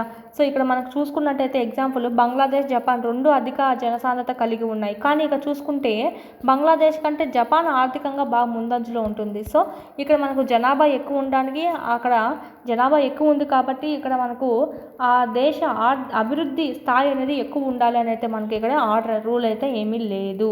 ప్రజల వయసు, లింగము, ఓకే, అక్షరాస్యత స్థాయి, ఆరోగ్య పరిస్థితి, వృత్తి, ఆదాయ స్థాయిలో అనేక తేడాలు అనేటివి ఉంటాయి. ప్రజల్లో గల ఈ లక్షణాలే అర్థం చేసుకోవడం అనేది చాలా ముఖ్యము. ఈ జనాభా కూర్పు అంటే ఏంటంటే ఒక దేశ జనాభా నిర్మాణాన్ని సూచించడం అనేది జరుగుతుందండి. జనాభా కూర్పు అనేది ఎంతమంది పురుషులు, ఎంతమంది మహిళలు ఉన్నారు, వారు ఏ వయసు, ఏ వర్గానికి చెందినవారు, వారు ఎంతవరకు చదువుకున్నారు, ఏ రకమైన వృత్తుల్లో పనిచేస్తున్నారు, వారు అన్నీ మనకు డీటెయిల్గా మనకు తెలుసుకోవడానికి ఉపయోగపడడం అనేది జరుగుతుంది. ఓకే, ఇది మనకు సంబంధించి ఈ జనాభా కూర్పు అధ్యయనం చేయడానికి ఉపయోగపడేది ఏదంటే జనాభా పిరమిడ్ నిర్మాణం అనేటువంటిది మనకు యూజ్ అవుతుంది. ఇది మనకు టెక్స్ట్ బుక్స్లో ఒక పిక్చర్ కూడా ఇచ్చారు అండి. ఒక పక్క ఏమో పురుషులు ఉంటారు, ఒక పక్క ఏమో స్త్రీలు గురించి ఉంటుంది, ఎంతమంది ఉన్నారు అని చెప్పి. సో ఇది మనకు ఒక పిరమిడ్ లాగా ఏర్పడుతుంది. ఇది మనకి ఏం చూపిస్తుందంటే మొత్తం జనాభా వివిధ వయసుల సమూహాలుగా విభజించబడినవి చూపిస్తుందండి. ఉదాహరణకు చూసినట్టయితే 5 నుంచి 9 ఇయర్స్ వరకు ఎంతమంది ఉన్నారు, 10 నుంచి 14 ఇయర్స్ వరకు ఎంతమంది ఉన్నారు, ఈ విధంగా వయసుల వారీగా చూపిస్తూ ఉంటుంది. ఒక పక్క పురుషులను చూపిస్తుంది, ఇంకో పక్క స్త్రీలను చూపించడం జరుగుతుంది. ఇది మనకు జనాభా పిరమిడ్ నిర్మాణం అనేది ఆ దేశంలో ప్రజల వివరాలన్నీ చెప్తుందండి.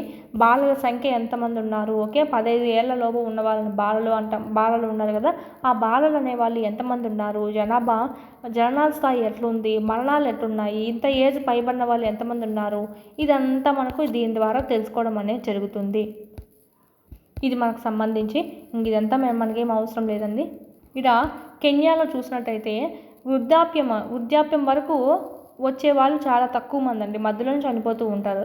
సపోజ్ ఎన్నో కారణాల వల్ల కెన్యాలో. ఓకే, దీంతో మనకి ఈ లెసన్ అనేది అయిపోతుంది మనకు 8th సంబంధించి. ఓకే, 8th సంబంధించి జాగ్రఫీ అనేది సెమ్ 2 కూడా మనకు కంప్లీట్ అవ్వడం జరుగుతుంది. ఓకే, ఈ పీడిఎఫ్ హిస్టరీ కూడా దీంట్లోనే ఉంది, పీడిఎఫ్లోనే. ఈ పీడిఎఫ్ అంతా మీకు టెలిగ్రామ్లో షేర్ చేయడం అనేది జరుగుతుంది. ఎవరైనా ఇంకా జాయిన్ కాని వాళ్ళు ఉంటే జాయిన్ కాండి.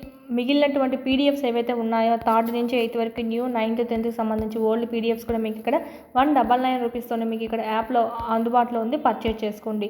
అదేవిధంగా టెస్ట్ సిరీస్ ఏదైతే ఉందో అది ప్రాక్టీస్ చేసుకోండి, క్లాసెస్ వినండి, టెస్ట్ సిరీస్ ప్రాక్టీస్ చేసుకోండి. ఇన్ టైంలో సిలబస్ అనేది మీకు కంప్లీట్ అనేది అవుతుంది.